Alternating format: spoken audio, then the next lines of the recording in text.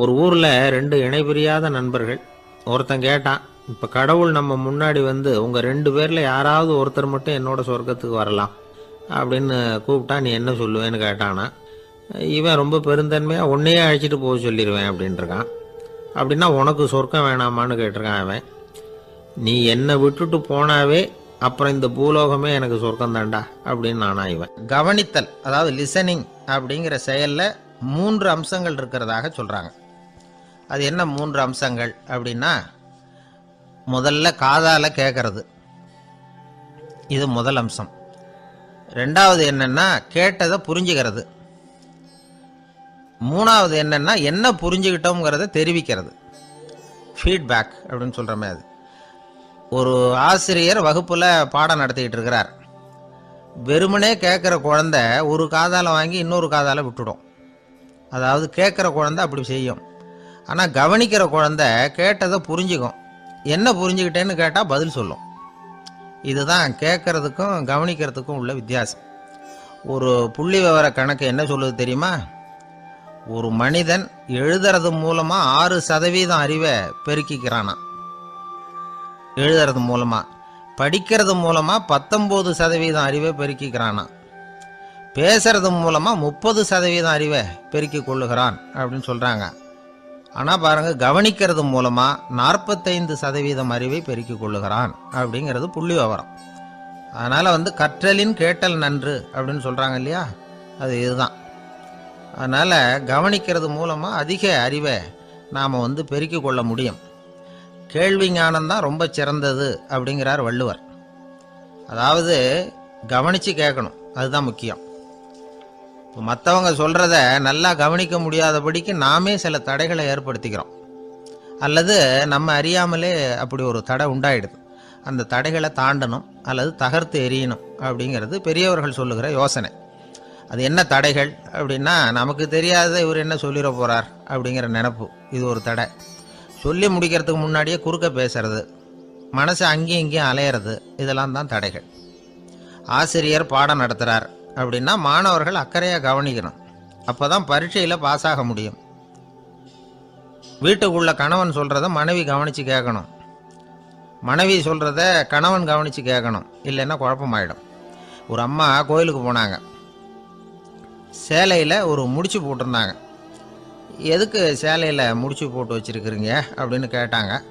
எங்கள் வீட்டுக்காரர் ஒரு கடிதத்தை மறக்காமல் தபால் போட்டியில் போட்டுடணும்னு சொன்னார். ஞாபகத்துக்காக முடிச்சு போட்டு வச்சுருக்கிறேன் அப்படின்னாங்க. கடிதத்தை பெட்டியில் போட்டுட்டிங்களா அப்படின்னு கேட்டாங்க. அது எப்படிங்க முடியும், அவர் கடிதத்தை என்கிட்ட கொடுக்க மறந்துட்டாரே அப்படின்னாங்களாம்.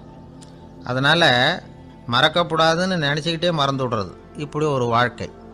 அதனால் வாழ்க்கையில் நமக்கு இருக்கிறது செவிச்செல்வம் ரொம்ப முக்கியமானது. நிறைய கேட்கணும், சொல்கிறத விட கேட்கணும், கேட்கறத விட முக்கியம் கவனிக்கிறது. அப்படி கவனிக்கிறது மூலமாக நம்முடைய வாழ்க்கையில் வெற்றி பெறணும். அங்கே நபிகள் நாயகம் உட்கார்ந்துருக்கிறார்.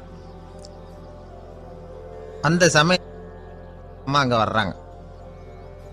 அவங்க கையில் திராட்சை பழ கொத்து, அதை கொண்டுகிட்டு வந்து நபிகள் கிட்ட கொடுக்குறாங்க. சாப்பிடுங்க அப்படின்னு சொல்லி ரொம்ப அன்பாக வேண்டிக்கிறாங்க. நபிகள் நாயகமும் ரொம்ப பிரியமாக அதை வாங்கிக்கிட்டார். அதுக்கப்புறம் அதை சாப்பிட ஆரம்பித்தார். நபிகள் நாயகம் மதீனாவில் தங்கியிருந்தப்போ இது மாதிரி நிறைய பேர் பழங்களையும் தின்பண்டங்களையும் கொண்டுகிட்டு வந்து கொடுக்கறது வழக்கம். நபிகள் நாயகம் என்ன பண்ணுவார்னா அதையெல்லாம் வாங்குவார். உடனே பக்கத்தில் இருக்கிற தோழர்கள் எல்லாருக்கும் பகிர்ந்து கொடுப்பார், தானும் சாப்பிடுவார். இதுதான் எப்போதும் வழக்கம். ஆனால் இந்த தடவை என்னாச்சு தெரியுமா, அவர் அப்படி பண்ணலை. ஒவ்வொரு பழமாக எடுத்து தானே சாப்பிட்டுக்கிட்டு இருக்கிறார். அவர் விருப்பமாக சாப்பிடுகிற காட்சியை ஆசை தீர பார்த்துக்கிட்டு இருந்தாங்க அந்த வயசான அம்மா, அந்த பழத்தை கொடுத்தவங்க. அவங்களுக்கு ரொம்ப மகிழ்ச்சியாக இருந்தது, மன நிறைவாக இருந்தது. நாம் ஆசையாக கொண்டுகிட்டு வந்து கொடுக்குற பழத்தை நபிகள் நாயகம் இவ்வளோ பிரியமாக சாப்பிட்றாரே அப்படின்னு நினச்சி ரொம்ப சந்தோஷப்பட்டாங்க. அதுக்கப்புறம் அங்கேருந்து அவங்க புறப்பட்டு போயிட்டாங்க. அந்த அம்மா போனதுக்கப்புறம் பக்கத்தில் இருந்த தோழர்கள் பேச ஆரம்பித்தாங்க. ஏன்னா அவங்களுக்கு சந்தேகம், இன்னைக்கு வித்தியாசமாக நடந்துக்கிட்டாரே அப்படின்னு.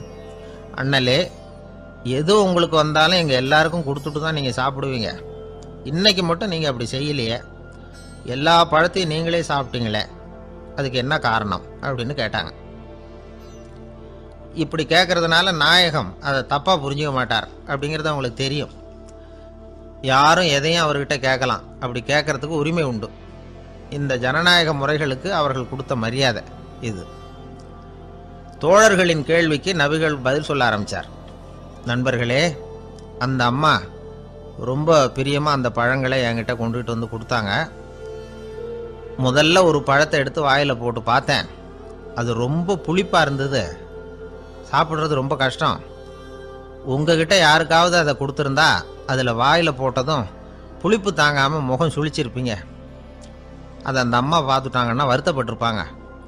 ஆசையாக கொண்டுகிட்டு வந்து நமக்கு கொடுத்துருக்குறாங்க. அவங்க அன்பான மனசை நோகடிக்கிறதுக்கு நான் விருப்பப்படலை. அதனால் முகம் சுளிக்காமல் சாப்பிட்ணுமேங்கிறதுக்காகத்தான் அந்த பழங்கள் பூராவே நானே சாப்பிட்டுட்டேன் அப்படின்னு புன்முறுவலோடு பதில் சொன்னாராம் நபிகள் நாயகம். இன்னொருத்தர் மனசு புண்படக்கூடாதுங்கிறதுக்காக புளிப்பையும் இனிப்பாக ஏற்றுக்கொள்ளுகிற பண்பாடு இருக்குது பாருங்கள், அது ஒரு பெரிய நாகரிகம். அது எல்லாருக்கும் சுலபமாக வந்துடாது. நல்லா இருக்கிற பழத்தையே என்ன இவ்வளவு மோசமாக இருக்கேன்னு சொல்லுகிறவர்கள் தான் நம்மக்கிட்ட அதிகம். இந்த காலத்தில் இல்வாழ்க்கையில் இந்த நாகரிகத்தை சில பேர் கடைபிடிக்கிறது உண்டு. நல்லா இருக்க இல்லையோ முகம் சுளிக்காமல் சாப்பிட்ருவாங்க. ஏன்னு கேட்டால், எதுக்காக சார் வீண் வம்பு, ஏதோ நமக்குன்னு கொடுத்து வச்சது அவ்வளவுதான் அப்படின்னு நினச்சிக்கிட்டு போக வேண்டியது தானே அப்படிம்பாங்க. இவங்கெல்லாம் கூட ஒரு விதத்தில் பண்பாடு தெரிஞ்சவர்கள் தான். இப்போ ஒரு ஆள் ஊரெலாம் சுற்றி விட்டு கடைசியில் அழுத்து போய் ஒரு ஹோட்டலுக்குள்ளே நுழைஞ்சானான். ரொம்ப களைப்பாக இருந்தது அவனுக்கு. அதனால் ரொம்ப களைப்படைஞ்சு போய் ஒரு நாற்காலியில் போய் உட்காந்துருக்கிறான். இவனை பார்த்ததும் சர்வர் ஓடி வந்தார். சார், உங்களுக்கு என்ன வேணும்னு கேட்டார். எனக்கு தேவை 2 தோசையும் கொஞ்சம் அன்பான வார்த்தைகளும் அப்படின்னா. சர்வர் உள்ளே போனார். 2 தோசையை கொண்டாந்து வச்சார். அன்பான வார்த்தை கேட்டனே அப்படின்னா இவன். சர்வர் ரொம்ப பணிவாக குனிஞ்சு இவன் காதோரமாக சொன்னார், ஐயா, இந்த தோசையை சாப்பிட்றாதீங்க, புளிச்சு போன பழைய மாவு அப்படின்னார். இது பாருங்க, அன்பான வார்த்தையும் 2 தோசையும் கேட்டார், கொண்டாந்து கொடுத்துட்டார். இப்படி இருக்கிறவர்களும் இன்றைய மனிதர்களில் அதிகம். அதனால் மனிதர்கள் ஒவ்வொருத்தரும் ஒவ்வொரு விதம்.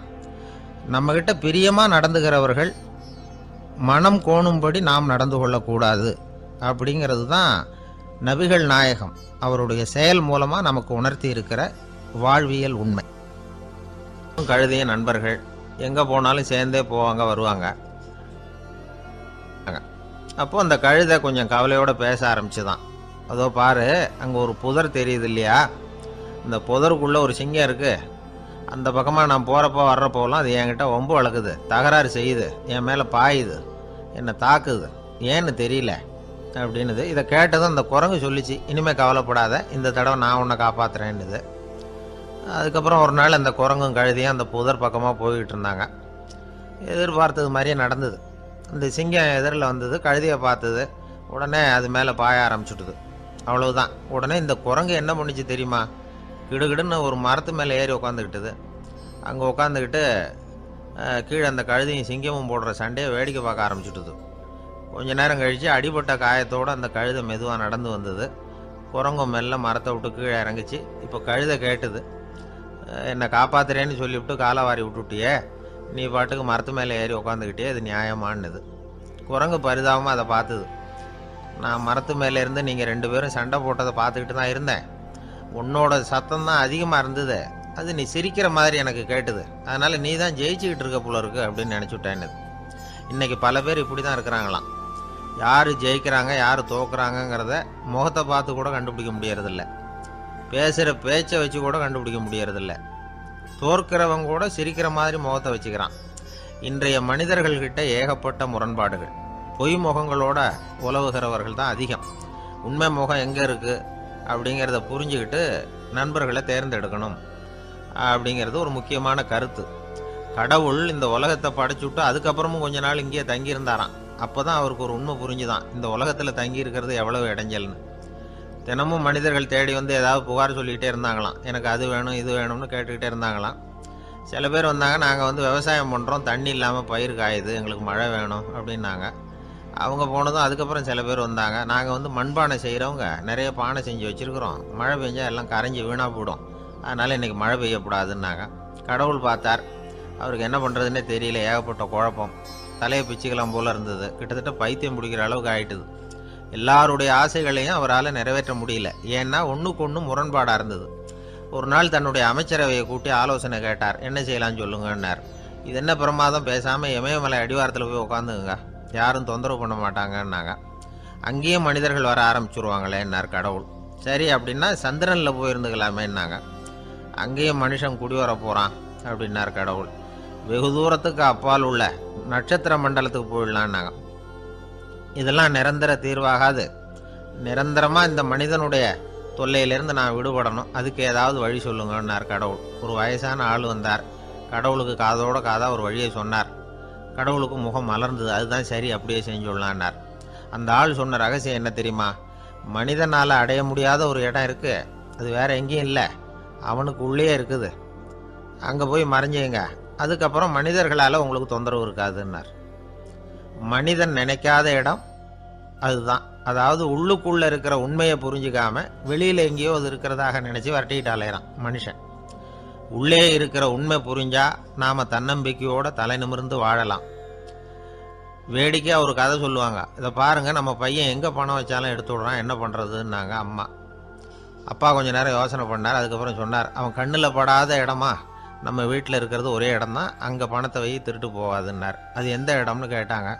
அதுதான் அவன் பாட புஸ்தகம், அதில் வச்சிரு, அவன் தொடவே மாட்டான், பாட புத்தகத்தை தொடாமல் பரீட்சையில் வெற்றி பெற முடியாது அப்படிங்கிறத புரிஞ்சுக்கணும். உள்ளே இருக்கிற உண்மையை தொடாமல் வாழ்க்கையில் வெற்றி பெற முடியாது. அதனால் உண்மையை புரிஞ்சுக்கிட்டா வாழ்க்கையில் வெற்றி நிச்சயம். அவனுக்கு வயசாயிட்டுது, இந்த கவலை பயம் எல்லாமும் அதிகமாயிட்டுது. மரண பயம், ராத்திரியில் சரியாக தூங்க முடியல, இப்படி ஆயிட்டுது நிலைமை.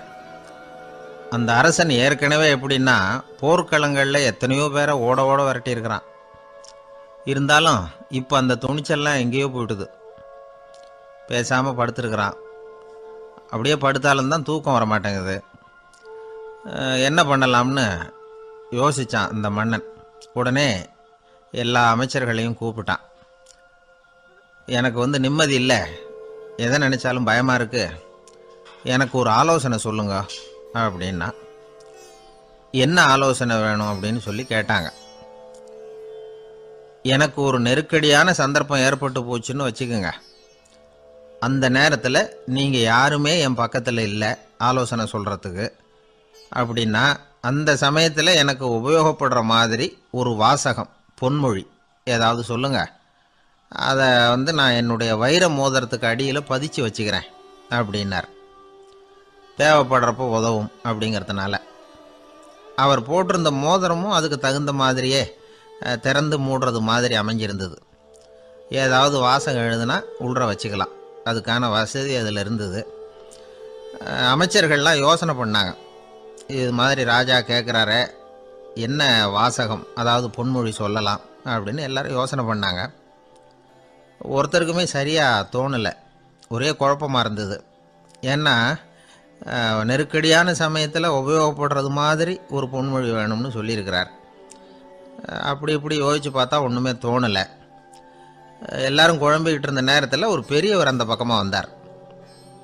அவர் சொன்னார், நான் வேணும்னா அதுக்கு பொருத்தமாக ஒரு வாக்கியம் சொல்கிறேன், ஆனால் ஒரு நிபந்தனை, அதை யாரும் ரொம்ப ஆர்வம் காரணமாக அவசரப்பட்டு படிச்சிடக்கூடாது, அதை ரகசியமாக அந்த மோதிரத்துக்குள்ளே எழுதி வச்சுக்கணும், எப்போவாவது இக்கட்டில் மாட்டிக்கிற சமயத்தில் மட்டும் வேறு வழியே இல்லை அப்படிங்கிற நிலைமையில் மட்டும்தான் அதை திறந்து பார்க்கணும், அப்படி நீங்கள் இருக்கிறதா இருந்தால் நான் அதை சொல்கிறேன் அப்படின்னார் அந்த பெரியவர். சரின்னு ஒத்துக்கிட்டாங்க எல்லாரும். அதே மாதிரி அவர் ஒரு வாக்கியத்தை சொன்னார். அவர் சொன்ன வாக்கியத்தை ரகசியமாக மோதிரத்துக்குள்ளே பதிச்சு மூடியாச்சு. ராஜா அதை விரலில் மாட்டிக்கிட்டார். கொஞ்ச நாள் ஆச்சு. அந்த ராஜாவுக்கு ஒரு சோதனை வந்தது. என்ன சோதனைன்னா, அடுத்த நாட்டு மன்னன் படையெடுத்துக்கிட்டு வந்துட்டான். அவன் இவர்கிட்ட ஏற்கனவே தோற்று போனவன், ஒரு வெறியில் வந்திருக்கிறான். தோற்று போனவன் மறுபடியும் சண்டைக்கு வந்தால் எப்படி வருவானோ அப்படி வர்றான். ஒரு வெறியில் வந்தான், ஜெயிச்சுட்டான். என்னாச்சு இவரோட நிலைமைன்னா, நாட்டை இழந்துட்டார், எல்லாத்தையும் இழந்துட்டார். கடைசியாக ஒரு அடிபட்ட குதிரையில் ஏறி தப்பிச்சு போயிட்டார், வேற வழி இல்லைன்னு. பின்னாடி துரத்திக்கிட்டு வராங்க. இவர் ஒரு மலை உச்சிக்கு போயிட்டார், அதுக்கும் அப்பால் போக முடியாது, ஏன்னா அந்த பக்கம் பயங்கர பள்ளம். உல்லாச பயணிகள் வந்து கண்டு கழிக்கிற இடம் அது. ஆனால் இவருக்கு அது சாவு பயணத்தின் வாசல், திரும்பவும் முடியாது. அவ்வளவு குறுகிய பாதை அது, வேற வழியே இல்லை. இந்த நேரம் சூரிய ஒளி மோதிரத்தில் பட்டு மின்னிச்சு. உடனே இவருக்கு ஞாபகம் வந்தது. மோதிரத்தை திறந்து படிக்கிறார். அதில் இருந்த வாசகம், இந்த நிலையும் மாறிவிடும், this too will pass away. அவருக்கு ஒரு தைரியம் வந்தது. பின்னாடி வந்தவங்களும் திசை மாறி வேற எங்கேயோ தேடி போயிட்டாங்க. அவங்க விரட்டிக்கிட்டு வரலன்னா இவ்வளவு அழகான ஒரு இடம் இருக்கிறதே எனக்கு தெரியாமல் போயிருக்குமேன்னு நினைச்சார். இவ்வளவு அழகை ரசிக்கிறதுக்காக ஒரு நாட்டையே கூட இழக்கலாம்னு தோணுச்சு அவருக்கு. அமைதியாக அந்த அழகை ரசித்தார். எதிரிகள்லாம் எங்கேயோ போயிட்டாங்க. மன்னர் நாடு திரும்பினார். மறுபடியும் படைகளை திரட்டினார். கொஞ்ச நாளில் படை எடுத்துக்கிட்டு போனார். யாருக்கிட்ட தோற்று போனாரோ அவரையே வெற்றி கண்டு திரும்பி வர்றார். வரவேற்பு விழா பிரமாவப்படுது. ஆடல் பாடல் கோலாகலம். இதை பார்த்ததும் அந்த ராஜாவுக்கு தலைகால புரியல. நம்மளை இனிமேல் யாராலையும் ஜெயிக்க முடியாதுன்னு நினைச்சார். அகம்பாவம் லேசாக எட்டி பார்த்தது. இப்போ மறுபடியும் சூரிய ஒளிப்பட்டு மோதிரம் மின்னிச்சு. அதை திறந்து மறுபடியும் படிக்கிறார். இந்த நிலைமையும் மாறிவிடும், this too will pass away. அவ்வளவுதான். அவர் மனசு அடங்க ஆரம்பிச்சுட்டுது, ஆணவம் போயிட்டுது. இதிலேருந்து நாம் தெரிஞ்சுக்க வேண்டியது என்னென்னா, எந்த சூழ்நிலையிலையும் நாம் கவலைப்பட வேண்டியதில்லை. ஏன்னா இங்கே எதுவுமே நிரந்தரம் இல்லை. அந்த ராஜா மாதிரியே நம்ம ஆள் ஒருத்தன் ஒரு மோதிரம் போட்டிருந்தான், அதுக்குள்ளே அவன் எழுதி வச்சிருந்த வாசகம், எதுக்கும் கவலைப்படாதே அப்படிங்கிறது தான். ஒரு நாள் பயங்கரமான கவலையோடு உட்காந்துருந்தான். பக்கத்தில் இருந்தவங்க சொன்னாங்க, இது மாதிரி சந்தர்ப்பத்தில் தான் நீ உன் மோதிரத்தை திறந்து பார்க்கணும்னாங்க. இவனுக்கு கவலையோடு எரிச்சலும் சேர்ந்துக்கிட்டது. அது எப்படி முடியும், இப்போ திருட்டு போனது என்னோட அந்த மோதிரம் தானே அப்படின்னு சொல்லிவிட்டு தலையில் கை வச்சுட்டு உட்காந்துட்டான். இப்படிலாம் சொல்கிறது உண்டு. இருந்தாலும் நாம் எந்த சூழ்நிலையிலையும் கவலைப்பட வேண்டியதில்லை அப்படிங்கிற உண்மையை புரிஞ்சுக்கணும். அப்படி கவலையை வெல்றதுக்கான வழி தெரிஞ்சுட்டதுன்னா வாழ்க்கையில் வெற்றி நிச்சயம். உங்கள் பையன் எப்படி சார் இருக்கான் அப்படின்னு விசாரித்தார் ஒருத்தர். அவன் என்ன சார், எதை சொன்னாலும் காதில் வாங்க மாட்டேங்கிறான், அவன் பாட்டுக்கு போகிறான் வர்றான் அப்படின்னு சொல்லி அழுத்துக்கிட்டார் அப்பா. பெரியவங்க சொல்கிறத சின்ன பிள்ளைங்க கேட்கறது இல்லைங்கிறது ஒரு குறை. பெரியவங்க சொல்கிறது சின்ன பிள்ளைங்க காதலையே விழறது இல்லைங்கிறது ஒரு குறை. இது கொஞ்சம் சீரியஸான விஷயம், கவனித்து பார்க்கணும். ஒரு குழந்தைக்கு காது சரியாக கேட்குதா இல்லையா அப்படிங்கிறத நாம தான் கவனித்து பார்த்து கண்டுபிடிக்கணும். அதுவாக நம்மக்கிட்ட தவழ்ந்து அப்பா எனக்கு காது கேட்கல, அழைச்சிட்டு போங்க டாக்டர்கிட்ட அப்படின்னுலாம் சொல்லிக்கிட்டு இருக்காது. அது சரி, ஒரு குழந்தைக்கு காது சரிவர கேட்குதா இல்லையா அப்படிங்கிறத முன்கூட்டியே நாம் தெரிஞ்சுக்கிறது எப்படி? அதுக்கு சில வழி இருக்குது. உங்கள் குழந்தைய கொஞ்சம் அப்படியே கவனித்து பாருங்கள். அடிக்கடி ஜலதோஷம், காதில் அரிப்பு ஏற்படுதா, மூக்கு விரிவாகவும், அப்புறம் டான்சில், அடினாய்டு, சத அழற்சி, இது மாதிரி ஏதாவது இருக்கா? வாயிலிருந்து எச்சில் ஒழுகுதா, குழந்தை வாயினால் சுவாசிக்குதா, பற்கள் முன்னாடி தள்ளி வளருதா, இதெல்லாம் அதுக்கு அறிகுறி. அப்புறம் இந்த VBDF TH இப்படி இந்த ஒலிகள் சேர்ந்த வார்த்தைகளை குழந்தை சரியாக புரிஞ்சுக்காது. இப்போ உதாரணத்துக்கு பட்டுன்னு சொல்லு குழந்தை அப்படின்னீங்கன்னா அது கட்டுன்னு சொல்லும். அதாவது பட்டு சவுண்டை அதால் புரிஞ்சிக்க முடியல.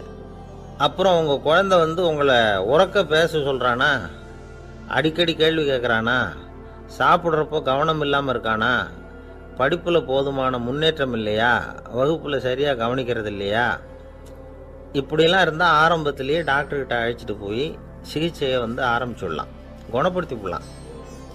குழந்தைக்கு காது சரியாக கேட்கலன்னா நீங்கள் செய்ய வேண்டியது என்ன தெரியுமா?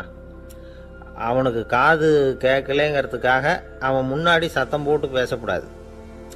மெதுவாக சீராக பேசணும், அவனை பார்த்து பேசணும். உங்கள் உதட்டு அசைவுகள் அவனுக்கு உதவும், அதை பார்த்தே புரிஞ்சுக்குவான். நீங்கள் வாயில் வெத்தலை பாக்கு போட்டுக்கிட்டோ புகை பிடிச்சிக்கிட்டோ பேசக்கூடாது. அப்படி பேசினா அவனால் அந்த உச்சரிப்பை சரியாக புரிஞ்சிக்க முடியாது. ஒரு வார்த்தையை சொல்கிறீங்க, அவனுக்கு புரியல அப்படின்னா அதே வார்த்தையை மறுபடியும் சொல்லணும்.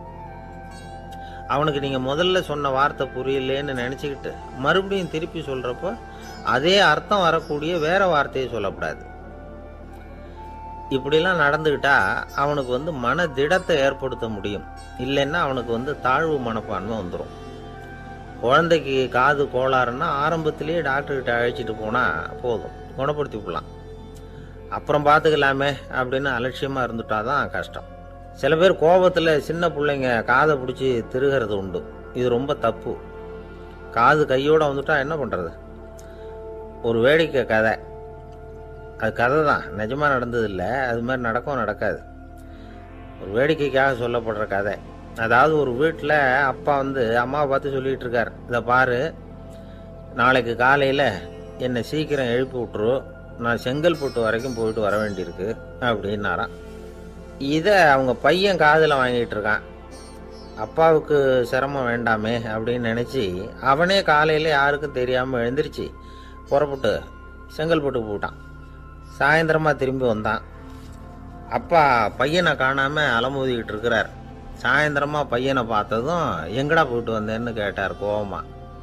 செங்கல்பட்டுக்கு போயிட்டு வந்தேப்பா, நீ வேணா அலைய வேண்டாமேன்னு அப்படின்னா. எதுக்கடா போனேன்னு அதட்டினார். அதான்ப்பா, நீ நேற்று அம்மா கிட்ட சொல்லிக்கிட்டு இருந்த, அதை காதில் வாங்கினேன், உனக்காக நான் போயிட்டு வந்தேன் அப்படின்னா. உடனே எந்த காதில் வாங்கினேன் அப்படின்னு சொல்லி காதை பிடிச்சி திருகினார். அந்த காது கையோடு வந்துட்டுது. இது நடந்து கொஞ்ச நாள் கழித்து அந்த அப்பாவும் பையனும் கடத்தெருவில் போய்கிட்டு இருக்கிறாங்க. எதிரில் ஒரு நாய் ஓடி வந்தது. அதுக்கு 2 காதும் இல்லை.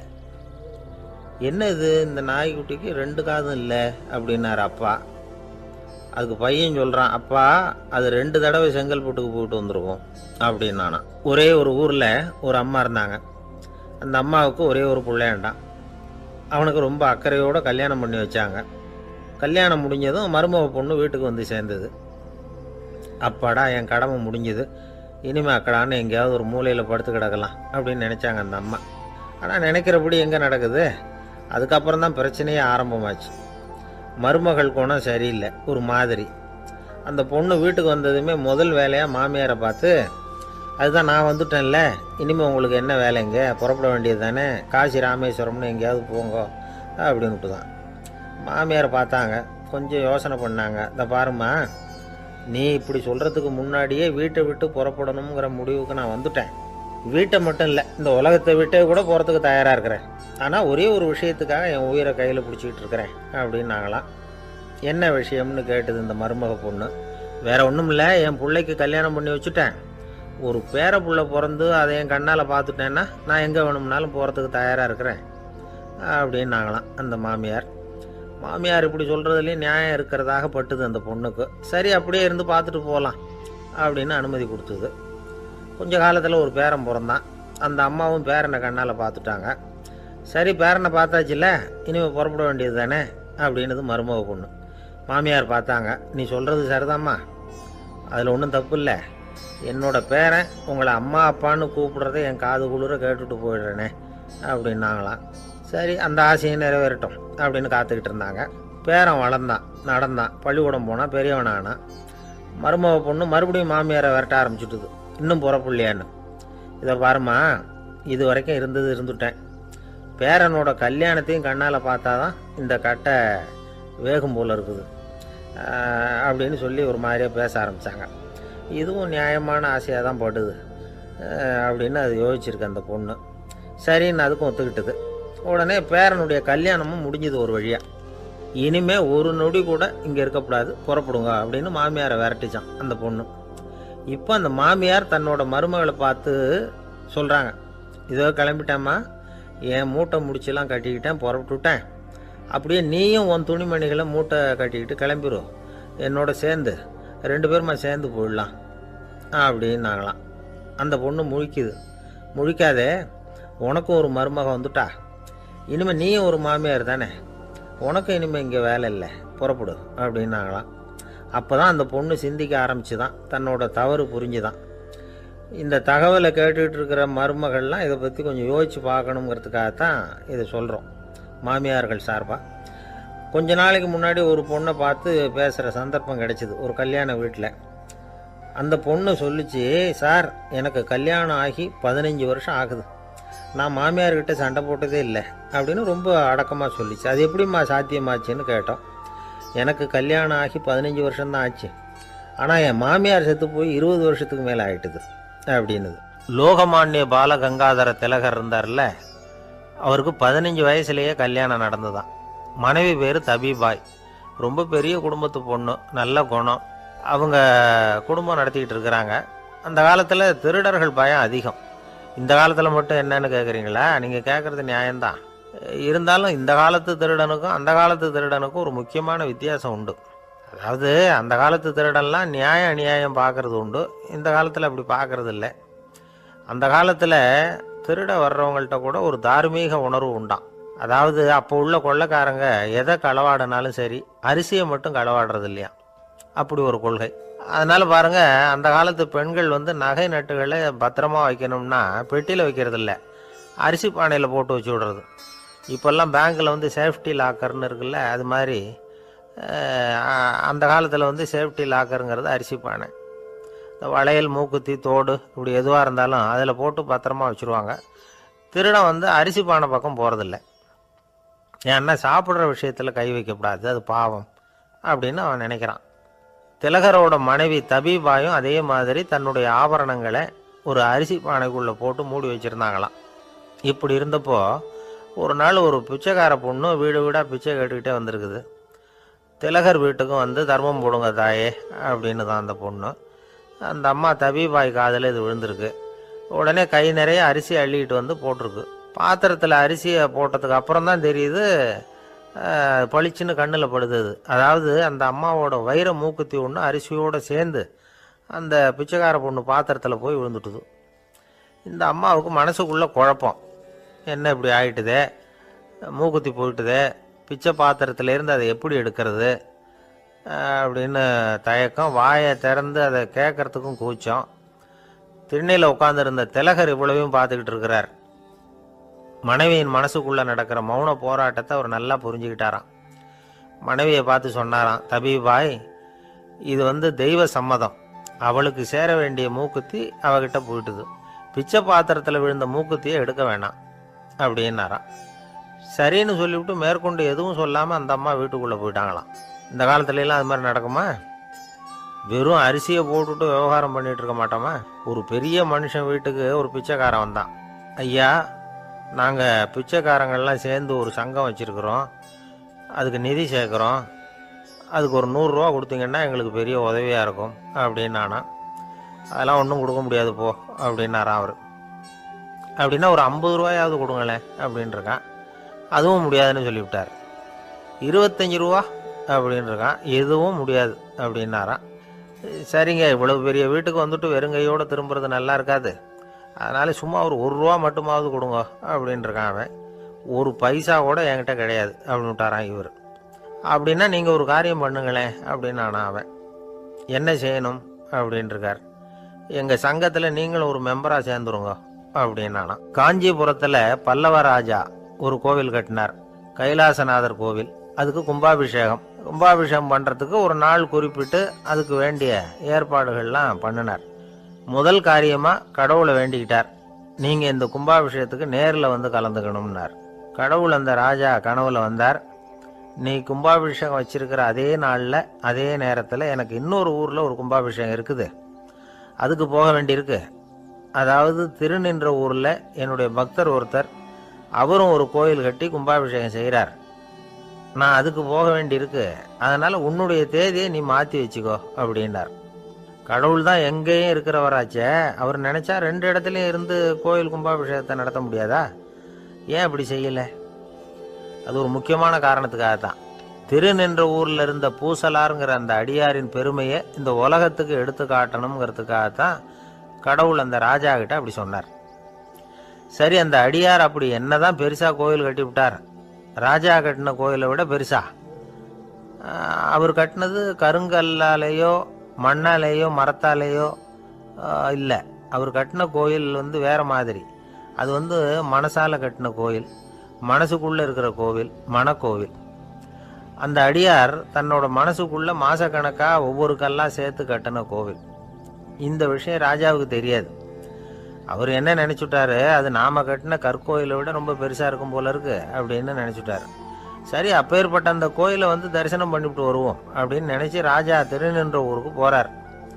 அங்கே போய் பார்த்தா கோயிலையும் காணும், ஒன்றையும் காணும். கடைசியில் பூசலார் கட்டின மணக்கோவில் தான் அதுங்கிறத அவர் புரிஞ்சுக்கிறார். உடனே அந்த அடியாரின் காலில் விழுந்து வணங்குறார். அவரோ, இது மனசால முயன்ற கோவில், இதுக்கு இத்தனை பெருமையா அப்படின்னு ஆச்சரியப்படுறார். இதில் ஆச்சரியப்படுறதுக்கு ஒன்றும் இல்லை. ஆண்டவன் விரும்புறது அகபக்தியையே தவிர புற தோற்றங்களே அல்ல. இதை நாம் புரிஞ்சுக்கிட்டோம்னா நமக்குள்ள எந்த வேறுபாடுகளும் வர்றதுக்கு வழியே இல்லை. இன்னொரு ராஜா இருந்தார். அவர் ஆண்டவனுக்கு படைக்கிறதுக்காக ஒரு தார் நல்ல செவ்வாழை பழமாக எடுத்துக்கிட்டு போகணும்னு நினச்சார். அதனால் முத நாளே அதை வாங்கிட்டு வர சொன்னார் வேலைக்காரங்கிட்ட. வேலைக்காரன் போனால் கடைத்தெருவில் ஒரு தார் பழம் வாங்கினான். வர்ற வழியில் அவன் குடிசை அப்படியே எட்டி பார்த்துட்டு போவோமேன்னு நினச்சான். போனான். அங்கே இவனோட குழந்தை பாவம் பசியால் கத்திக்கிட்டு இருக்கு. இவன் பார்த்தான், இவ்வளவு பெரிய தாரில் ஒரு 2 பழம் எடுத்தா தெரியவா போகுது அப்படின்னு நினச்சி ஒரு 2 பழத்தை பிச்சு அந்த குழந்தைகிட்ட கொடுத்தான். அது அதை வாங்கி வயிறார சாப்பிட்டுது. பசி அடங்குச்சு. விளையாட போயிட்டுது. இவன் அதுக்கப்புறம் வாழைப்பழத்தை எடுத்துக்கிட்டு அரண்மனைக்கு வந்தான். 2 பழம் பிச்சிருக்கிறது ராஜாவுக்கு தெரிஞ்சு போச்சு. இவன் உண்மையை சொல்லிவிட்டான். உடனே ராஜா, கடவுளுக்கு படைக்க வேண்டிய பொருளை குழந்தை வந்து எச்சில் பண்ண விட்டுருக்கியே அப்படின்னு சொல்லி அவனை கட்டி வச்சு சாட்டையால் அடித்தார் பாவம். மறுநாள் பழத்தை கோயிலுக்கு எடுத்துகிட்டு போனார். கடவுள் முன்னாடி வச்சார். கடவுள் கண்ணை திறந்து பார்த்தார். பழம்லாம் அழுகி இருக்குது. என்ன இது அழுகி போன பழம் அப்படின்னார். ராஜா முழிச்சார். நல்லா தானே இருந்தது அப்படின்னு நினச்சார். அப்போ கடவுள் அந்த ராஜா கிட்ட சொன்னாராம், இதை பார்ப்பா, இந்த தாரில் 2 பழம் தான் நல்ல பழம். அந்த 2 பழங்களையும் நேற்றுக்கே நான் சாப்பிட்டுட்டேன் அப்படின்னாராம். அப்போ தான் ராஜாவுக்கு புரிஞ்சுது, ஏழை குழந்தையின் பசியை தீர்க்கறதுக்காக உதவுன அந்த 2 பழம்தான் இறைவன் சாப்பிட்ட பழம்னு. இறைவன் இருக்கிற இடம் எது? இதுதான். ஒரு அப்பாவுக்கு 2 பிள்ளைங்க. மூத்தவன் ரொம்ப அடக்கம். அப்பா எது சொன்னாலும் கேட்பான். பெரியவங்களுக்கு கீழ்ப்படிஞ்சு நடப்பான். இளையவன் அப்படி இல்லை. தான் நினச்சதை தான் சொல்லுவான், செய்வான். அடுத்தவங்க சொல்கிறத கேட்க மாட்டான். அடங்கி நடக்க மாட்டான். இந்த 2 பேரில் யாரை வந்து உங்களுக்கு பிடிக்கும்? பெரியவனை தான் பிடிக்கும். ஏன்னா அவன் தான் சொல்கிற பேச்சை கேட்குறவன் அப்படின்னு சொல்லுவீங்க. ஆனால் ஒரு ஞானி என்ன சொல்கிறார் தெரியுமா? ஒரு குழந்தை அதன் அறிவுக்காக மதிக்கப்பட வேண்டுமே தவிர அதனுடைய கீழ்ப்படியும் தன்மைக்காக அல்ல அப்படிங்கிறார். நம்ம குழந்தைகளை வந்து சுயமாக சிந்திக்கிறதுக்கு நாம் விடுறதில்லை.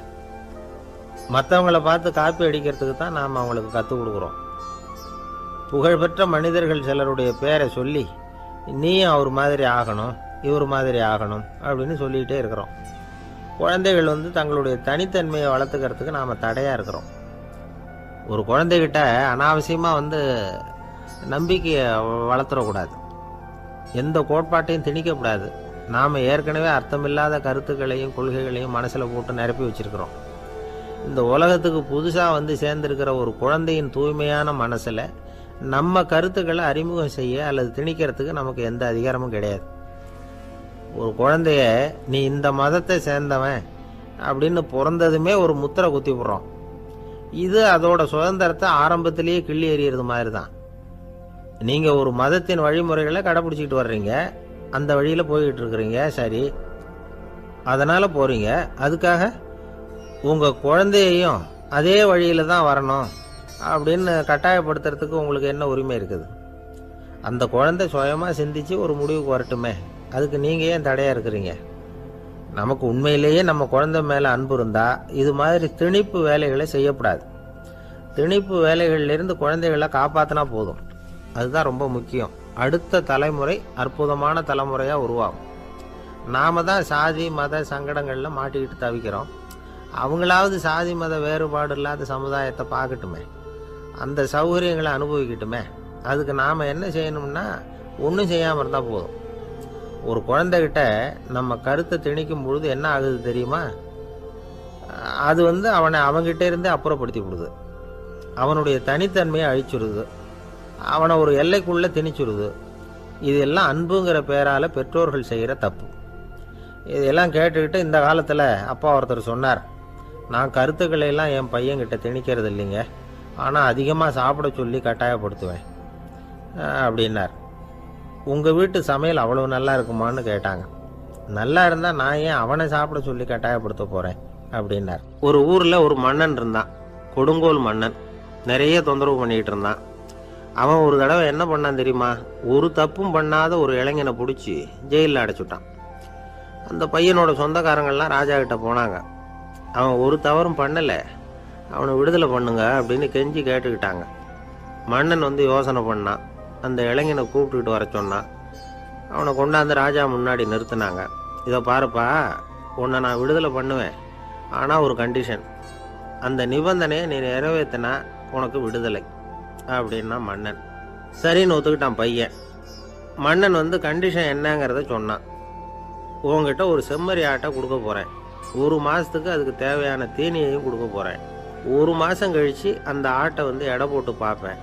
அந்த ஆட்டின் எடை கொஞ்சம் கூட கூடி இருக்கக்கூடாது. எடை கூடி இருந்தால் உனக்கு விடுதலை கிடையாது. என்ன சொல்கிற அப்படின்னா. பையனுக்கு ஒன்றும் புரியல, பயமாக போயிட்டுது. குழம்பிக்கிட்டே நின்றுக்கிட்டு இருக்கிறான். சரி, ஒரு நாள் டைம் தரேன், நல்லா யோசனை பண்ணி பார்த்துட்டு நாளைக்கு உன் முடிவை சொல்லு அப்படின்னா மன்னன். பையன் கவலையோடு வெளியில் வந்தான். அங்கே ஒரு பெரியவர் நின்றுக்கிட்டு இருந்தார். அவர்கிட்ட விஷயத்தை சொன்னான். அந்த பெரியவர் இந்த பையனுக்கு காதோட காதாக ஒரு வழியை சொல்லி கொடுத்தார். அதை கேட்டதும் பையன் மறுபடியும் மன்னன் முன்னாடி வந்து நின்னா, உங்கள் நிபந்தனையை ஏற்றுக்கிறேன்னு சொன்னான்.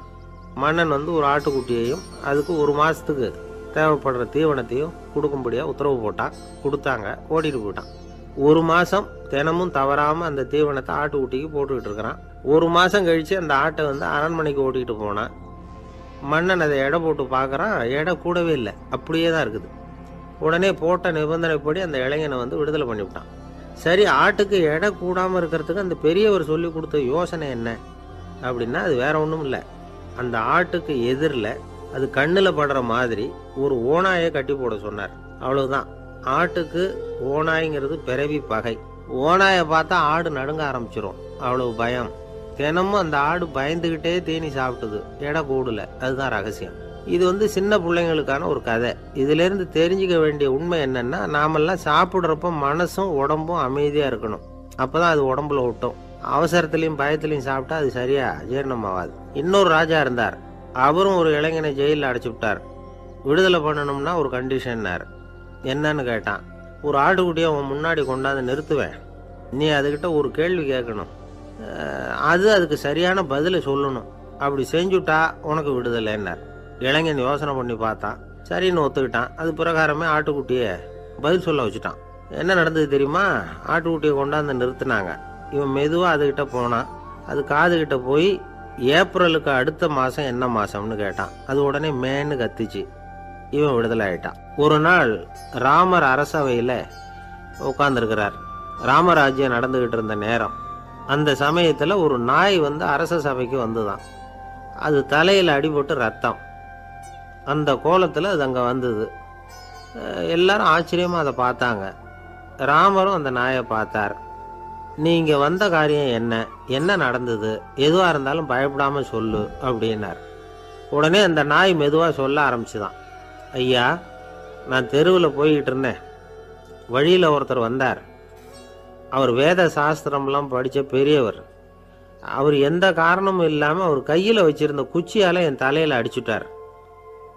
அதுதான் தலையில் ரத்தம். இதை நீங்கள் விசாரித்து தகுந்த தீர்ப்பு வழங்கணும் அப்படின்னு தான் அந்த நாய். ராமர் பார்த்தார். உடனே தன்னுடைய காவலர்களை அனுப்புனார். அந்த ஆளை எங்கே இருந்தாலும் போய் கொண்டுகிட்டு வாங்க அப்படின்னு விட்டார். காவலர்கள் போனாங்க. அந்த ஆளை பிடிச்சி கொண்டு வந்துட்டாங்க. அரண்மனைக்கு வா அப்படின்னு சொல்லி கூப்பிட்டுட்டு வந்துட்டாங்க. என்ன நடந்ததுன்னு விசாரித்தார் ராமர். அதுக்கு அந்த ஆள் சொன்னார், நான் வந்து வீதி வழியாக வந்துக்கிட்டு இருந்தேன். குறுக்க இந்த நாய் வந்தது. நான் அவசரமாக போய்கிட்டு இருந்தேன். இது எனக்கு வழி விடாமல் குறுக்க பூந்து இடைஞ்சல் பண்ணிச்சு. எனக்கு கோபம் வந்துட்டுது. அதனால் அடிச்சுட்டேன். வேத சாஸ்திரம் படித்த நான் என் வசம் இழந்து கோபப்பட்டது பெரிய தப்பு தான். அதை நான் ஒத்துக்கிறேன். குற்றத்தை ஒப்புக்கொள்கிறேன். எனக்கு என்ன தண்டனை கொடுக்கணுமோ அதை கொடுங்க, ஏற்றுக்கிறேன் அப்படின்னு விட்டார். சரி, இப்போ அந்த ஆளுக்கு தண்டனை கொடுக்கணும். என்ன தண்டனை கொடுக்கறது யோசனை பண்ணார் ராமர். அதையும் அந்த நாய்கிட்டே கேட்டார். நீயே சொல்லு, என்ன தண்டனை கொடுக்கலாம் இவருக்கு அப்படின்னார். இதுக்கு அந்த நாய் என்ன சொல்லிச்சு தெரியுமா? இவரை ஏதாவது ஒரு கோயிலுக்கு தர்மகர்த்தாவாக நியமனம் பண்ணிவிடுங்க, அதுதான் இவருக்கு சரியான தண்டனை அப்படின்னுது. இதை கேட்டதும் ராமர் முகத்தில் புன்னகை. ஆனால் அங்கே இருந்த மற்றவங்களுக்கெல்லாம் ஆச்சரியம். அது எப்படி, தப்பு செஞ்சவங்களுக்கு தண்டனை கொடுக்கறது தானே நியாயம், அதை விட்டுட்டு தர்மகர்த்தா பதவியை கொடுக்க சொல்லுதே இந்த நாய் அப்படிங்கிற ஆச்சரியம். இந்த சந்தேகத்தை அந்த நாய்கிட்டேயே கேட்டாங்க அங்கே இருந்தவங்க. இதுக்கு அந்த நாய் பதில் சொல்லிச்சான். நான் போன பிறவியில் ஒரு கோயிலுக்கு தர்மகர்த்தாவாக இருந்தேன். எவ்வளவோ கவனமாக எச்சரிக்கையாக தான் என்னுடைய கடமைகளை எல்லாம் செஞ்சுக்கிட்டு வந்தேன். அப்படி இருந்தாலும் சில சமயங்களில் என்னையும் மீறி கோயில் செல்வத்தை நான் அனுபவிக்கிறதுக்கு காரணமாயிட்டேன். ஒரு கோவிலுக்கு தர்மகர்த்தாவாக இருக்கிறவங்க எப்படியும் இந்த பாவத்திலேருந்து தப்பிக்கிறது கஷ்டம். அதனால தான் நான் இந்த பிறவியில் நாயாக பிறந்து இப்படி கஷ்டப்படுறேன். இதே நிலைமை இந்த ஆளுக்கும் ஏற்படணும் அப்படிங்கிறதுக்காக தான் அவரையும் ஒரு கோயிலுக்கு தர்மகர்த்தாவை நியமிக்கும்படி கேட்டுக்கிட்டேன் அப்படின்னு தான் இந்த நாய். இதிலேருந்து என்ன தெரியுது?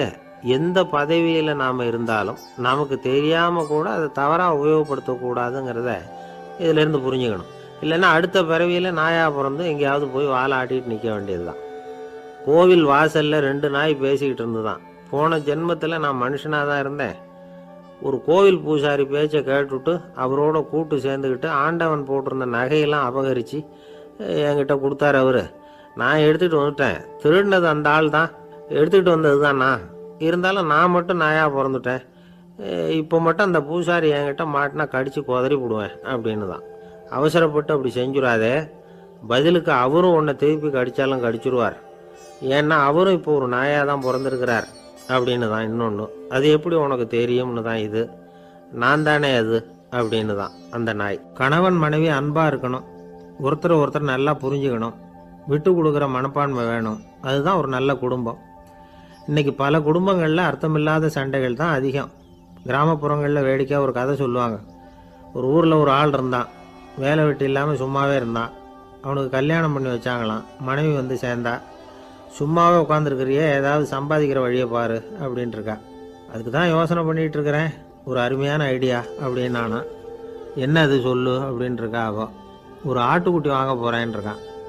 அதை வாங்கி என்ன பண்ண போகிறேன்னா, அந்த குட்டி வளரும், பெருசாகும், அதுக்கப்புறம் அது நிறைய குட்டி போடும் அப்படின்ட்டுருக்கான். சரி, அப்புறம் என்ன, அதையெல்லாம் சந்தையில் கொண்டுட்டு போய் விற்றுவிட்டு அந்த காசுக்கு ஒரு எருவு மாடு வாங்கலாம்.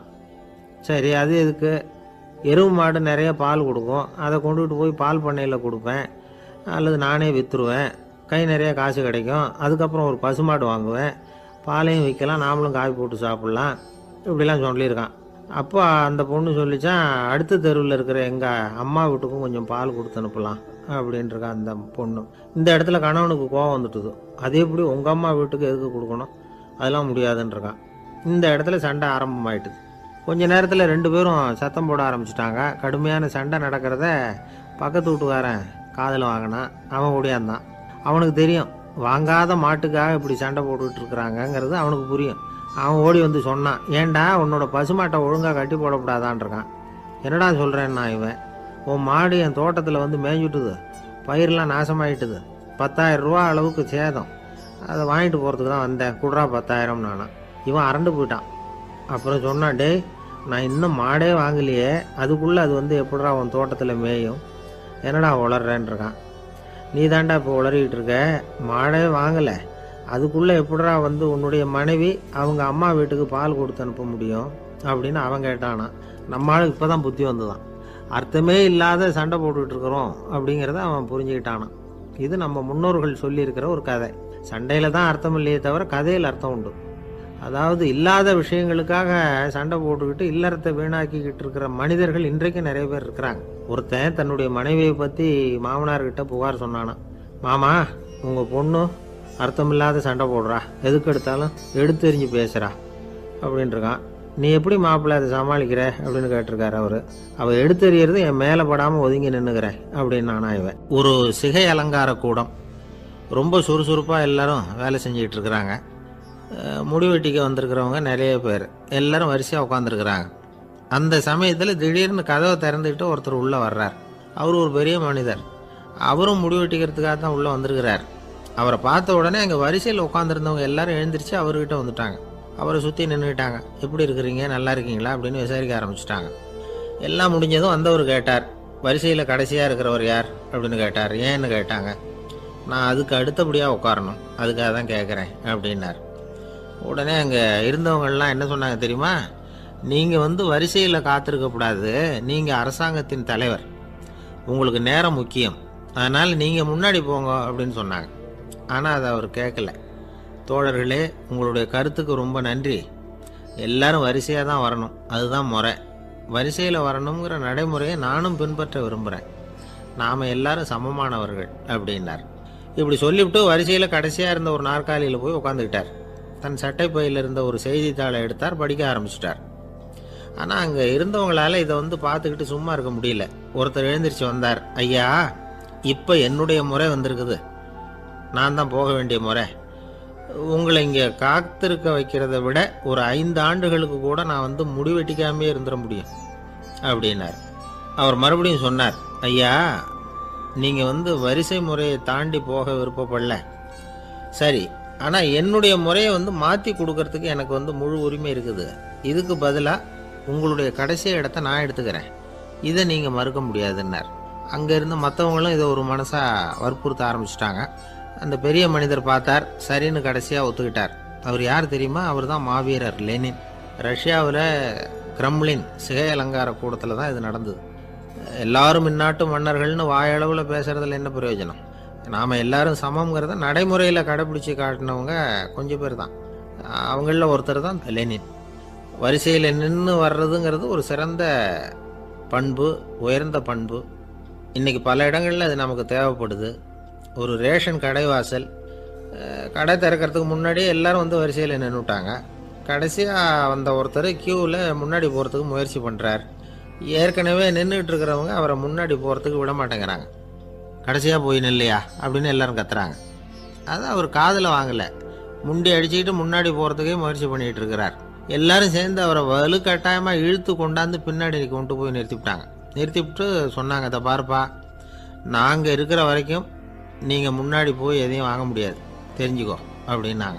இப்போ அந்த ஆள் சொன்னாராம், நான் இங்கே பின்னாடி நிற்கிற வரைக்கும் நீங்களும் எதுவும் வாங்க முடியாது அப்படின்னாராம். ஏன்னு கேட்டிருக்கிறாங்க. நான் தான் அந்த கடையை திறக்க வேண்டிய ஆள் அப்படின்னா. ஒரு சராசரி மனிதனுடைய இயல்பு என்ன? இன்பம் வந்தால் துள்ளி குதிப்பான், துன்பம் வந்தால் சோர்ந்து போய் ஒரு மூலையில் உட்காந்துருவான். இவன் தான் சராசரி மனிதன். ஆனால் ஒருத்தன் இன்பம் வந்தால் அதுக்காக மகிழ்ச்சி அடையிறதில்ல, துன்பம் வந்தால் அதுக்காக சோர்ந்து போகிறதில்ல அப்படின்னு வச்சுக்கோங்க. அப்படி இருந்தால் அவன் சாதாரண ஆள் கிடையாது. ஒரு ஊரில் ஒரு ஞானி இருந்தார். அவரை தேடிட்டு ஒரு பெரியவர் வந்தார். ஐயா, ஞானத்தில் சிறந்த ஞானம் எது அப்படின்னு கேட்டாராம். இதுக்கு அந்த ஞானி என்ன பதில் சொன்னார் தெரியுமா? இன்பத்தினால மகிழ்ச்சி அடையாமலும் துன்பத்தினால சோர்வு அடையாமலும் இருக்கிறது தான் அந்த ஞானம், பெரிய ஞானம் அப்படின்னாராம். சரி சுவாமி, அப்படிப்பட்ட ஞானம் உங்களுக்கு எப்படி வந்ததுன்னு கேட்டிருக்காரு இவர். அதை நான் ஒரு கழுதைகிட்ட இருந்து கற்றுக்கிட்டேன் அப்படின்னாராம் அவர். இவருக்கு ஒன்றும் புரியல, ஒரு மாதிரியாக முழிச்சிருக்கிறார். இதை அவர் புரிஞ்சுக்கிட்டார். நீங்கள் நாளைக்கு காலையில் நம்முடைய ஆசிரமத்துக்கு வாங்க, புரிய வைக்கிறேன்னாராம். சரின்னு அவர் போயிட்டார். மறுநாள் காலையில் ஆசிரமத்துக்கு சேர்ந்தார். ஞானி அவரை கூப்பிட்டு உட்கார வச்சார். வாங்க, இப்படி உட்காருங்க, கொஞ்ச நேரத்தில் இந்த வழியாக ஒரு கழுதை போகும், அதை கவனித்து பாருங்கன்னாராம். இவருக்கு இன்னமும் ஒன்றும் புரியாமல் போச்சு, ஒரே குழப்பம். இருந்தாலும் அந்த ஞானி சொன்னது மாதிரியே உட்காந்துருக்கிறார். கொஞ்ச நேரத்தில் அந்த வழியாக ஒரு கழுதை போச்சு. அது முதுக நிறைய அழுக்கு மூட்டைகள், அதை சுமந்துக்கிட்டு போகுது. ஒரு சலவை தொழிலாளி அதை ஓட்டிகிட்டு போகிறார். கொஞ்சம் தூரத்தில் ஒரு ஆறு இருக்குது. அங்கே போய் துணியெல்லாம் சுத்தப்படுத்திக்கிட்டு சாயந்தரமாக திரும்பி இந்த வழியாகவே வருவாங்க. ஞானி சொன்னது மாதிரியே இந்த பெரியவர் அழுக்கு மூட்டையை சுமந்துக்கிட்டு போகிற அந்த கழுதையை கவனித்தார். கழுதை போயிட்டுது. அதுக்கப்புறம் ஞானியை திரும்பி பார்த்தார். இப்போ அந்த ஞானி சொன்னார், சாயந்தரம் வரைக்கும் நீங்கள் இங்கேயே இருக்கணும்னார். அதே மாதிரி இவர் இருந்தார். சாயந்தரமாக அந்த ஞானி சொன்னார், ஐயா, இப்போ கொஞ்ச நேரத்தில் அந்த கழுதை இந்த வழியாக திரும்பி வரும், அதையும் கவனித்து பாருங்கன்னார். இவரும் கவனித்து பார்க்குறார். கழுதை வந்தது. அது முதுகில் சலவை செய்யப்பட்ட துணி மூட்டை, அது பாட்டுக்கு சுமந்துக்கிட்டு போய்கிட்டு இருக்குது. பெரியவருக்கு ஒன்றும் புரியல, பொறுமை இழந்துட்டார். சரி சுவாமி, இந்த கழுதைக்கும் உங்கள் ஞானத்துக்கும் என்ன சம்பந்தம் அப்படின்னார். இப்போ அந்த ஞானி விளக்கினார். ஐயா, இந்த கழுதை இதே மாதிரி தினமும் காலையில் அழுக்கு மூட்டைகளை சுமந்துக்கிட்டு ஆற்றுக்கு போகுது, மாலையில் வெண்மையான சுத்தமான துணிகளை சுமந்துக்கிட்டு திரும்பி ஊருக்கு போகுது. காலையில் இது போகும்பொழுது முதுகில் அழுக்கு மூட்டைகளை சுமந்துக்கிட்டு போகிறோமேங்கிற வருத்தமும் அதுக்கு கிடையாது. சாயந்தரம் திரும்பி வரும்பொழுது சுத்தமான துணிகளை சுமந்துக்கிட்டு வர்றோமேங்கிற மகிழ்ச்சியும் அதுக்கு இல்லை. இதை பார்த்து தான் நான் அது மாதிரி ஞானத்தை கற்றுக்கிட்டேன் அப்படின்னாராம். அதனால் யார் கற்றுக் கொடுக்குறாங்க அப்படிங்கிறத விட எதை கற்றுக்கிறோம் அப்படிங்கிறது தான் முக்கியம். ஒரு சினிமா பார்க்குறோம், ஒரு அருவி கொட்டுறது மாதிரி காட்சி வருது, தண்ணீர் வழியுது. படம் முடிஞ்சதும் பார்த்தீங்கன்னா அந்த திரை என்ன நனைஞ்சு போயா இருக்கும்.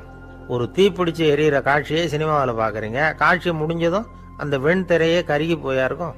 படத்தில் வர்ற தண்ணீரும் நெருப்பும் அந்த திரையை பாதிக்கிறது இல்லை. நாம் அந்த திரை மாதிரி இருக்கிறதுக்கு கற்றுக்கணுமா. அந்த பக்குவம் வந்துவிட்டதுன்னா இன்பமும் துன்பமும் நம்ம எதுவும் செய்யாது. ஒரு சினிமாவை பார்க்குற வரைக்கும் சிரிக்கலாம், அழலாம். பார்த்துட்டு வெளியில் வரும்பொழுது அழுதுகிட்டே வரக்கூடாது. ஒருத்தர் வந்தார், அப்படி படம் முடிஞ்சு வெளியில் வரும்பொழுது அருவி மாதிரி கண்ணீர் சிந்திக்கிட்டே வரார். ஏன் சார் படம் அவ்வளவு சோகமா அப்படின்னு கேட்டார். இன்னொருத்தர், இல்லை சார் கூட்டம் ரொம்ப குறைச்சல் சார், மொத்தம் படம் பார்க்க வந்தவங்களே 15 பேர் தான் சார் அப்படின்னார் கண்ணீரை தொடச்சிக்கிட்டே. அதுக்கு நீங்கள் ஏன் சார் அழறீங்கன்னு கேட்டார் அவர். இந்த படத்தோட தயாரிப்பாளரே நான் தான் சார் அப்படின்னாரா இவர். நமக்கு முன்னாடி நமக்கு வேண்டிய ஒருத்தர் ஒரு கிளாஸில் நமக்கு பழச்சாறு கொண்டாந்து வைக்கிறாருன்னு வச்சுக்கோங்க. உடனே நாம் என்ன பண்ணுவோம்? எடுத்து கிடுகிடுன்னு சாப்பிட்ருவோம், அடுத்தவங்க யாரும் வர்றதுக்குள்ள. அதை விட்டுட்டு அதை கொண்டாந்து வச்சவர்கிட்டயே அதோட விலை என்ன அப்படி இப்படின்னு நான் கேட்டுக்கிட்டு இருப்போம். நாம் கேட்க மாட்டோம். ஆனால் காந்திஜி அப்படி கேட்டாராம். எப்போ தெரியுமா? 1935. அந்த வருஷம் மே மாதத்தில் ஒரு நாள் காந்திஜி டெல்லியில் இருக்கிறார். அப்போ அவருக்கு 2 டம்ளர் மாம்பழச்சாறு கொண்டாந்து கொடுக்குறாங்க. அதை வாங்குறார். இதோட விலை என்ன அப்படின்னு கேட்டார் காந்திஜி. யாருக்கிட்ட கேட்டார்னா மனுபென் காந்திகிட்ட கேட்குறார். அவங்க தான் கொண்டாந்து கொடுக்குறாங்க. காந்திஜிக்கு உதவி செய்யறதுக்காக அவர் கூடவே இருந்தவங்க அவங்ககிட்ட தான் கேட்குறாரு. காந்திஜி சும்மா வேடிக்கைக்காக இப்படி கேட்குறாருன்னு நினச்சிட்டாங்க அந்த அம்மா. அதுவும் இல்லாமல் அதோட விலையை கேட்டால் காந்திஜி நிச்சயமாக அதை சாப்பிட மாட்டார் அப்படிங்கிற பயம் வேற. அதனால் அந்த அம்மா பதில் எதுவும் சொல்லாமல் கம்முன்னு இருந்துட்டாங்க. கொஞ்ச நேரம் ஆச்சு. அந்த பழச்சாறு வச்ச இடத்துல அப்படியே இருக்குது. வச்ச இடத்துல வச்சபடியே இருக்குது. காந்திஜி அதை சாப்பிடவே இல்லை. மனுபென் காந்தி பார்த்தாங்க. மெதுவாக காந்திஜிக்கிட்ட போய் அதை சாப்பிடுங்களேன் அப்படின்னாங்க. பழச்சாறு விலை என்னன்னு கேட்டேன். அதுக்கு பதில் இல்லை. அது முதல் தப்பு. பதிலை எதிர்பார்த்திருந்தும் அதை பற்றி விசாரிக்கலை. அது 2வது தப்பு. இப்படி 2 தப்புகளை பண்ணிவிட்டு என்கிட்ட இதை சாப்பிடுங்கன்னு சொன்னால் அது எப்படி அப்படின்னு கேட்டாராம் காந்திஜி. மனுபென் காந்தி என்ன சொல்கிறதுன்னு தெரியாமல் திகைச்சு போய் நின்றுக்கிட்டு இருந்தாங்க. காந்திஜி தொடர்ந்து சொன்னாராம், இப்போ என் முன்னாடி வச்சிருக்கிற இந்த பழச்சாறு விலை சுமாராக ஒரு ₹1/2 இருக்கும். அது அந்த காலத்து மதிப்பு. இந்த பழச்சாறு இல்லாமல் கூட என்னால் இருக்க முடியும். ஆனால் அவசியமான பொருள்களை வாங்கிறதுக்கு கூட சக்தி இல்லாத மக்கள் இந்த நாட்டில் நிறைய பேர் இருக்கிறாங்க. அப்படி இருக்கிறப்போ எனக்கு என்னத்துக்கு இந்த விலை உயர்ந்த பானம்? இதை இப்போ நான் சாப்பிட்டா என் உடம்பு வேணும்னா ஆரோக்கியமாகலாம், ஆனால் என் மனசு அமைதி அடையாது. எனக்கு என்னுடைய உடல் ஆரோக்கியத்தை விட மன ஆரோக்கியம்தான் முக்கியம். அதனால் இதை நான் சாப்பிட மாட்டேன், எடுத்துகிட்டு போயிடு அப்படின்னாராம். அந்த சமயத்தில் ஒரு அகதி பொண்ணு 2 குழந்தைகளோட காந்திஜியை பார்க்கறதுக்காக வந்தது. வணக்கம் சொல்லிச்சு. காந்திஜி உடனே தனக்கு முன்னாடி இருந்த பழச்சாற்றை எடுத்து அந்த பொண்ணுக்கிட்டையும் குழந்தைகள்கிட்டையும் கொடுத்து சாப்பிட சொன்னார். அவங்க அதை வாங்கி ரொம்ப சந்தோஷத்தோடு சாப்பிட்டாங்களாம். அதை பார்த்த காந்திஜி முகத்தில் ஒரு புன்னகை, ஒரு பரவசம், ஒரு திருப்தி. அவர் மனசு நிறைஞ்சி இருந்தது. அப்போ அவர் சொன்னாராம், ஆண்டவன் எனக்கு எப்பவும் சரியான சமயத்தில் கை கொடுப்பாருங்கிறது அதுக்கு இதுதான் அத்தாட்சி. நான் ஒரு இக்கட்டான சூழ்நிலையில் இருக்கிறப்ப கூட கடவுளின் கருணையால் அந்த சூழ்நிலை என்னை பாதிக்கலை. என் கூட இவ்வளவு நாள் பழகியும் கூட இங்கே இருக்கிறவங்க எனக்கு அதிக விலையுள்ள பழரசத்தை கொடுத்தாங்க. ஆனால் சரியான நேரத்தில் அதை சாப்பிட வேண்டியவங்களை என்கிட்ட அனுப்பி வச்சு என்னை சந்தோஷப்படுத்தினார் கடவுள், அவருக்கு நன்றி அப்படின்னாராம் மகாத்மா காந்தி. உடல் ஆரோக்கியத்தை விட மன ஆரோக்கியம்தான் எனக்கு முக்கியம்னு சொன்னார் பாருங்க. அதை நாம் எல்லாரும் மனப்பூர்வமாக இன்றைக்கி சிந்திச்சு பார்க்கணும். இந்த காலத்தில் எல்லாரும் அப்படியா நினைக்கிறாங்க? எனக்கு தெரிஞ்ச ஒருத்தர் இருந்தார். தினமும் காலையில் ஒரு காபி சாப்பிட உட்கார்ற நேரத்தில் பக்கத்து வீட்டுக்காரர் வந்து சேருவார் கரெக்டாக. உடனே அவரும் தனக்குன்னு வந்திருக்கிற காப்பியை எடுத்து மனப்பூர்வமாக பக்கத்து வீட்டுக்காரர்கிட்ட கொடுத்துருவார். அதுக்கப்புறம் அவருக்காக வேற காப்பி போட்டு கொண்டாந்து கொடுத்தாலும் வேண்டான்னு சொல்லிடுவார். ஆண்டவனாக பார்த்து சரியான நேரத்தில் அவரை எங்கள் வீட்டுக்கு தினமும் அனுப்பி வைக்கிறார் அப்படிம்பார். ஏன் அப்படி சொல்கிறீங்க அப்படின்னு கேட்டோம் ஒரு நாள். அதுக்கு அவர் சொல்கிறார், எனக்கு என்னோட உடல் ஆரோக்கியம்தான் முக்கியம். இதை கடவுள் புரிஞ்சுக்கிட்டு எங்கள் வீட்டு காப்பியை சாப்பிட்றதுக்கு தினமும் அடுத்த வீட்டுக்காரனை அனுப்பி வைக்கிறார் அப்படின்னார் அவர். ஒரு நீதிமன்றம் அங்கே ஒரு கொலை வழக்கு சம்பந்தமாக விசாரணை நடந்துக்கிட்டு இருக்குது. அந்த வழக்கறிஞர் ரொம்ப தீவிரமாக வாதாடிக்கிட்டு இருக்கிறார். தன்னுடைய கட்சிக்காரர் நிரபராதிங்கிறது அவருக்கு நல்லா தெரியும். அதனால தான் அவர் சார்பாக வாதாடுறதுக்கே ஒத்துக்கிட்டார். அப்படி அவர் மும்முரமாக வாதாடிக்கிட்டு இருக்கிற சமயத்தில் அவசரமாக தந்தி ஒன்று வந்து சேர்ந்தது. அதை வாங்கி படித்து பார்த்தார். அதுக்கப்புறம் அதை மடித்து தன்னுடைய கோட்டு பையில் வச்சுக்கிட்டு தொடர்ந்து வாதாட ஆரம்பிச்சிட்டார். பேசி முடித்தார். அதுக்கப்புறம் அங்கே கோர்ட்டில் இருந்த சக வக்கீல்கள் அவர்கிட்ட வந்தாங்க. தந்தி ஒன்று வந்ததே, என்ன விஷயம் அப்படின்னு விசாரிச்சாங்களாம். அப்போ அவர் சொல்லியிருக்கிறார், ஊரில் சிகிச்சைக்காக போயிருந்த என்னுடைய மனைவி இறந்து போனதாக தந்தி வந்திருக்குது அப்படின்னாராம்.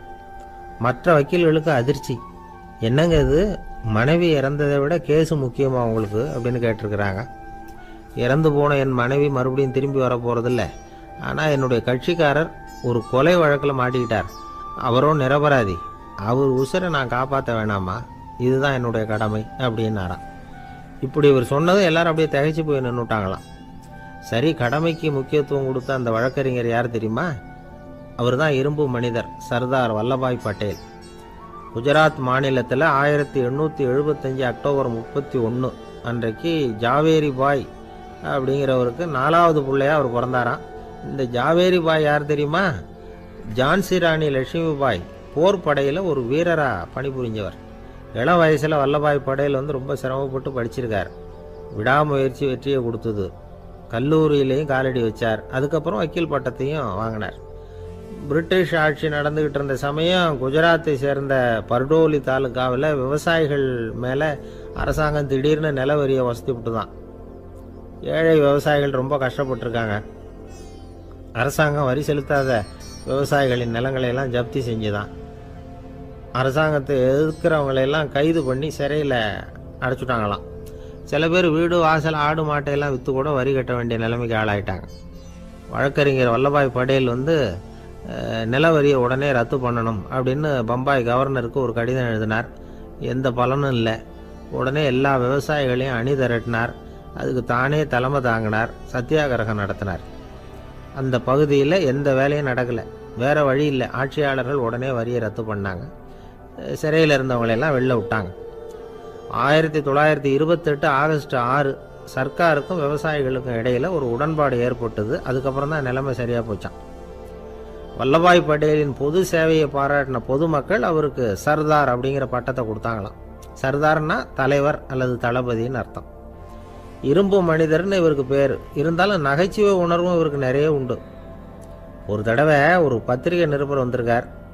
சர்தார் பட்டேல்கிட்ட அவருக்கு பிடிச்ச பண்பாடு கலாச்சாரம் எது அப்படின்னு கேட்கணும்னு ஆசை. அதனால் அவரை பார்த்து கேட்டாராம், ஏங்க உங்களுக்கு பிடிச்ச கல்ச்சர் எது அப்படின்னு கேட்டிருக்கார். இதுக்கு சர்தார் பட்டேல் சொன்ன பதில் என்ன தெரியுமா? எனக்கு பிடிச்ச கல்ச்சர் அக்ரிகல்ச்சர் அப்படின்னாராம். ஒருத்தர் குதிரை ரேஸுக்கு போனார். பணம் கட்டினார், தோற்று போயிட்டார். மறுபடியும் போனார், பணம் கட்டினார், தோற்று போனார். அடுத்த தடவையும் பணம் கட்ட போனப்போ அவரை தடுத்து கேட்டோம், ஏன் சார் ஏற்கனவே விட்டது போதாதா, இன்னமும் இருக்கிறத விடணுமா அப்படின்னு கேட்டோம்.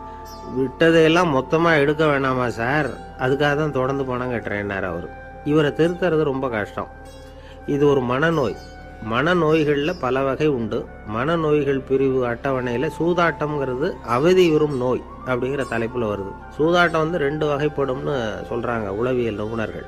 ஒரு வகை எப்படின்னா, நண்பர்களோடு சேர்ந்துக்கிட்டு மகிழ்ச்சியும் கிளர்ச்சியும் அடையிறதுக்காக ஈடுபடுறது. பிரச்சனைகளை தீர்க்கறதுல ஒரு ஆர்வம். கேளிக்கைக்காக கொஞ்சம் விட்டு பிடிக்கிறது அப்படிங்கிற மனுஷனுடைய அடி மனசில் உள்ள விபரீத பிணைய சுபாவம், இதெல்லாம் அதுக்கு காரணம். இன்னொரு வகை எப்படின்னா, சூதாட்டத்தில் ஈடுபட்டு ஒரு கட்டாய நிலைமைக்கு ஆளாயிடுறது. ஈடுபடு அப்படின்னு மனசு ஒரு வெறித்தன்மையை தூண்டிக்கிட்டே இருக்கும். இப்படிப்பட்டவங்களுக்கு நாம் தோத்துக்கிட்டு இருக்கோங்கிறது தெரியும். நாம் ஜெயிக்கிறதுக்கான சந்தர்ப்பம் இல்லைங்கிறதும் தெரியும். இதனால் நமக்கும் கஷ்டம், நம்ம சுற்றி இருக்கிறவங்களுக்கும் கஷ்டங்கிறதும் புரியும். அப்படி இருந்தும் சூதாடுவாங்க. இதுக்கு காரணம் சூதாடியின் பகற்கனவு அப்படிங்கிறாங்க நிபுணர்கள். இந்த நிலைமைக்கு கட்டாய சூதாட்டம் அல்லது நிர்பந்த சூதாட்டம் அப்படின்னு பேர் வச்சிருக்கிறாங்க. இப்படிப்பட்ட ஆசாமி இருக்கிறது பூரா விட்டுருவான், கடன் வாங்குவான், திருடுவான். இருந்தாலும் என்னைக்காவது ஒரு நாள் ஜெயிச்சிருவேன் அப்படின்னு சொல்லிக்கிட்டே இருப்பான். விட்டதை எடுத்துருவேங்கிற ஒரு நம்பிக்கை சுடர் அவனுக்குள்ளே எரிஞ்சுக்கிட்டே இருக்கும். இவனை மனநோயாளி அப்படின்னு சொல்லிட முடியாதான். என்ன காரணம்னா, இது மாதிரி ஆளுங்க கிட்ட மன போராட்டமோ கவலையோ பதட்டமோ இருக்கிறது இல்ல. சில விசேஷமான குணங்கள் இவங்க கிட்ட உண்டு. எதிர்ப்பு உணர்ச்சி, சிறுபிள்ளைத்தனம், சட்ட திட்டங்களையும் சம்பிரதாயங்களையும் உட தெரியாத மனப்போக்கு, பொறுப்பில்லாத தன்மை, நெறி தவறி நடக்கிறது எல்லாம் இவங்க கிட்ட உண்டு. ஆனால் வெளிப்பார்வைக்கு ரொம்ப சிநேகமாக இருப்பாங்க, அன்பாக இருப்பாங்க. அப்படி இருக்கிறதாக காட்டிக்குவாங்க. ஆதாயம், சுயலாபம் இதெல்லாம் கருதி தான் பழகுவாங்க. இவங்க கேட்குறப்ப நாம் பணம் கொடுக்கலன்னு வச்சுக்கோங்க, நம்மளை கை விட்டுருவாங்க. நம்ம மேலே அபாண்டமாக பழி சுமத்துறது கூட தயங்க மாட்டாங்க. தங்களுடைய சூதாட்ட நடவடிக்கைகளுக்கு சாதகமான காரணங்களை சொல்லிகிட்டு இருப்பாங்க. நீ வேணும்னா பாரு, ஒரே நாளில் நான் இழந்ததையெல்லாம் மீட்டு லட்சாதிபதி ஆறேன்னா இல்லையா பாரு அப்படிம்பாங்க. தோற்று போகிறத ஒரு படிப்பினையாக இவங்க எடுத்துக்கிறதே இல்லை. தோற்று போகிறதுலேயே இவங்களுக்கு ஒரு அலாதியான சுகம். தனக்குத்தானே துன்பத்தை வரவழைச்சிக்கிட்டு இன்பம் அடையிறதுக்கு தன்வதை சுகம் அப்படின்னு பேர். இவங்கெல்லாம் அந்த ரகம். சில பேர் எப்படி தெரியுமா, மந்திர எண்ணங்களை வரவழைச்சிக்கிறது, சூதாடுறதுக்காக ஆஃபீஸில் கையாடல் பண்ணுறது, அடுத்தவங்க கிட்ட இருந்து திருடுறது. இந்த மந்திர எண்ணம் தீவிரமாச்சுன்னா ஒரு மாதிரியாக பேச ஆரம்பிச்சிருவாங்க. தோல்வி தான் சார் வெற்றிக்கு முதல் படியும்பாங்க. தன்னால் பகடக்காய்களையும் குதிரை ஓட்டிகளையும், அதாவது இந்த ஜாக்கிகள், அதெல்லாம் கட்டுப்படுத்த முடியுங்கிற பித்து நிலைக்கு இவங்கெல்லாம் தள்ளப்பட்டுருவாங்க. சில சூதாடிகள் ஆராய்ச்சி பார்த்ததுல என்ன தெரிய வந்தது தெரியுமா, அவங்கெல்லாம் குழந்தை பருவத்தில் அன்புக்காக ஏங்கினவங்களாம், புறக்கணிக்கப்பட்டவங்களாம், உதவிகளை பெற முடியாதவங்க, இப்படிலாம் இருந்திருக்கிறாங்க. இவங்க வளர வளர மற்றவங்க சௌகரியம் பற்றி அக்கறை இல்லாதவங்களாம் ஆயிடுறாங்க. அதிர்ஷ்ட தேவதை தன்னோட இருக்கிறாங்க அப்படிங்கிற அசையாத நம்பிக்கை இவங்களுக்கு. இவங்களை திருத்துறது ரொம்ப கஷ்டம். அதனால பந்தயம், சூதாட்டம் இது மாதிரியான விஷயங்களை விட்டு விலகியே இருக்கிறது தான் நமக்கு நல்லது. ஒரு ஆள் சொன்னான், என்னுடைய குதிரை வேகமாக ஓடுறதுக்கு என்ன வழி அப்படின்னு கால்நடை மருத்துவர்கிட்ட யோசனை கேட்டேன். அவர் ஒரு பாட்டில் நிறைய மாத்திரைகளை கொடுத்து தினம் 2 மாத்திரை விதமாக கொடுக்க சொன்னார். முதல் நாள் 2 மாத்திரையை கொடுத்துட்டு அது மேலே ஏறி உட்கார்றதுக்கு போனேன். அவ்வளவுதான். அதுக்குள்ளே அது அம்பு மாதிரி பாஞ்சு ஓடி போச்சு. நான் இன்னும் உட்காரவே இல்லை, அதுக்குள்ளே பாஞ்சு ஓடி போச்சு அப்படின்னா. அடடா, அப்புறம் நீங்கள் என்ன பண்ணீங்க அப்படின்னு கேட்டாங்க. என்ன பண்ணுறது, மீதி மாத்திரை பூராவே நான் முழுங்கி விட்டு அதுக்கப்புறம் துரத்தி பிடிச்சி அது மேலே ஏறி உட்காந்தேன் அப்படின்னா அவன். துஷ்டரை கண்டால் தூர விலகு, இப்படி ஒரு பழமொழி உண்டு. எதுக்காக இப்படி சொல்லி வச்சாங்க? துஷ்டன் ஏதாவது தொந்தரவு கொடுப்பான், அதனால் அவனை கண்டா பயந்துக்கிட்டு ஓடி ஒளிஞ்சிக்கோ அப்படின்னா இதுக்கு அர்த்தம் அப்படி இல்லை. ஒரு துஷ்டன்கிட்ட நெருங்கி போகிறோம்னு வச்சுக்கோங்க, அவன் நமக்கு கெடுதலான ஆலோசனைகள் எதையும் சொல்லலாம், அல்லது அவன் தீய உணர்வுகள் உள்ளவனா இருக்கலாம், அல்லது தீய செயல்கள் செய்யக்கூடியவனா இருக்கலாம், அல்லது தீய நட்புனால அவன் ஏற்கனவே கெட்டு போனவனா கூட இருக்கலாம். இப்படிப்பட்டவனை நெருங்கி போனா அவனோட பாதிப்பு நமக்கும் வந்துடும். அதனால விலகி போ அப்படின்னு சொல்றாங்க. இதையே கொஞ்சம் விவரமா இப்போ பார்ப்போமே. இப்போ இந்த துஷ்டர்களை 4 வகையா பிரிக்கிறாங்க. இந்த 4 வகைக்கும் உதாரணம் வேணும்னா வேற எங்கேயும் போக வேண்டியதில்லை, மகாபாரதத்தை பார்த்தாவே போதும். அதுல இந்த 4 வகையான தீயோரும் வர்றாங்க. முதல் வகைக்கு உதாரணம் சகுனி. இவன் மனசுல எப்பவும் தீய எண்ணங்கள் தான் நிறைஞ்சிருக்கும். கனவுல கூட தீய ஆலோசனைகள். யாராவது ஒருத்தர் நல்லபடியா வாழ்ந்தா அதை இவனால சகிச்சிக்க முடியாது. இப்படிப்பட்டவனோட நெருங்கிய தொடர்பு துரியோதனனுக்கு கிடைச்சது. துரியோதனன் எப்படின்னா, அவன் ஏற்கனவே தீய காரியங்கள் செய்யறதுக்கு தயங்காதவன். அப்படிப்பட்டவனுக்கு தீய போதனைகள் செய்யறதுக்கு சகுனி உதவுனா.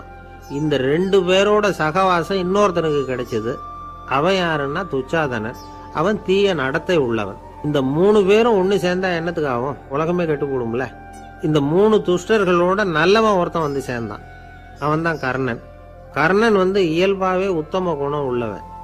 அவன் நல்லவங்களோட சேராம இப்படிப்பட்ட கெட்டவங்க கிட்ட நட்பு வச்சுக்கிட்டான்.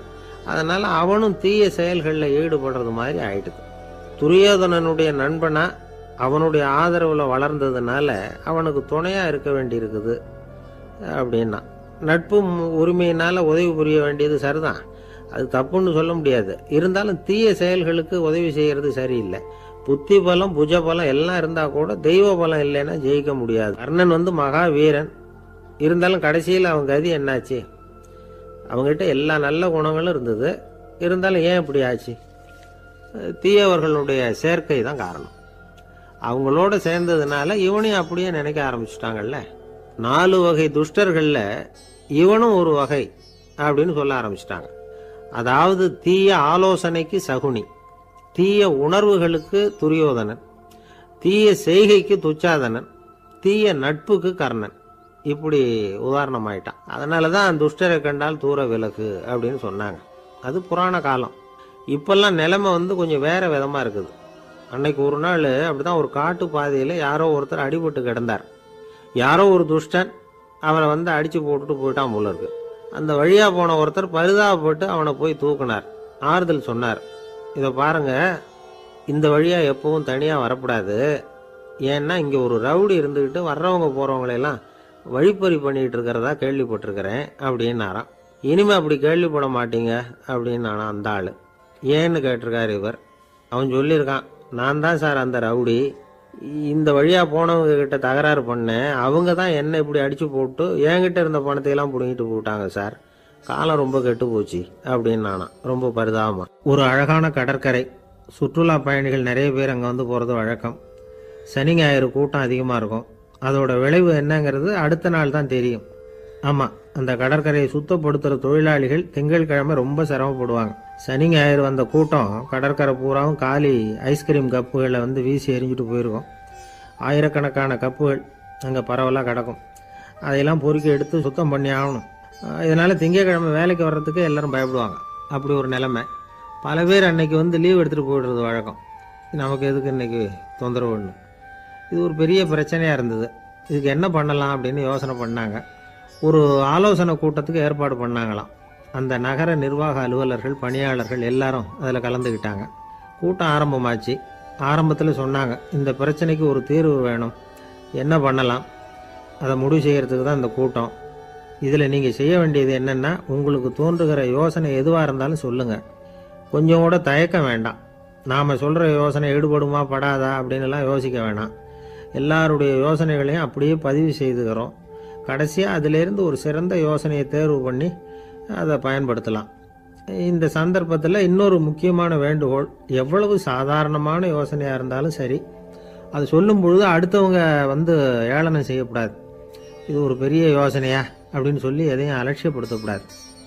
இதுதான் அந்த கூட்டத்தின் ஆரம்பத்தில் செய்யப்பட்ட அறிவிப்பு. உடனே அந்த கூட்டத்தில் இருந்தவங்க ஆளுக்கு ஒரு யோசனை சொல்ல ஆரம்பித்தாங்க. ஒருத்தர் எழுந்திருச்சார், இங்கே வர்ற சுற்றுலா பயணிகள்கிட்ட ஆளுக்கு $10 ஒரு டெபாசிட் மாதிரி வைப்பு பணமாக வாங்கிக்கணும். காலி ஐஸ்கிரீம் கப்பை திருப்பி கொடுத்தா அந்த பணத்தை திருப்பி கொடுத்துடலாம். இப்படி ஒரு ஏற்பாடு பண்ணிக்கிட்டா கப்புகளை தேடி பொறுக்கிட்டு இருக்க வேண்டியதில்லை. எல்லாம் ஒரே இடத்துக்கு சேர்ந்துடும்.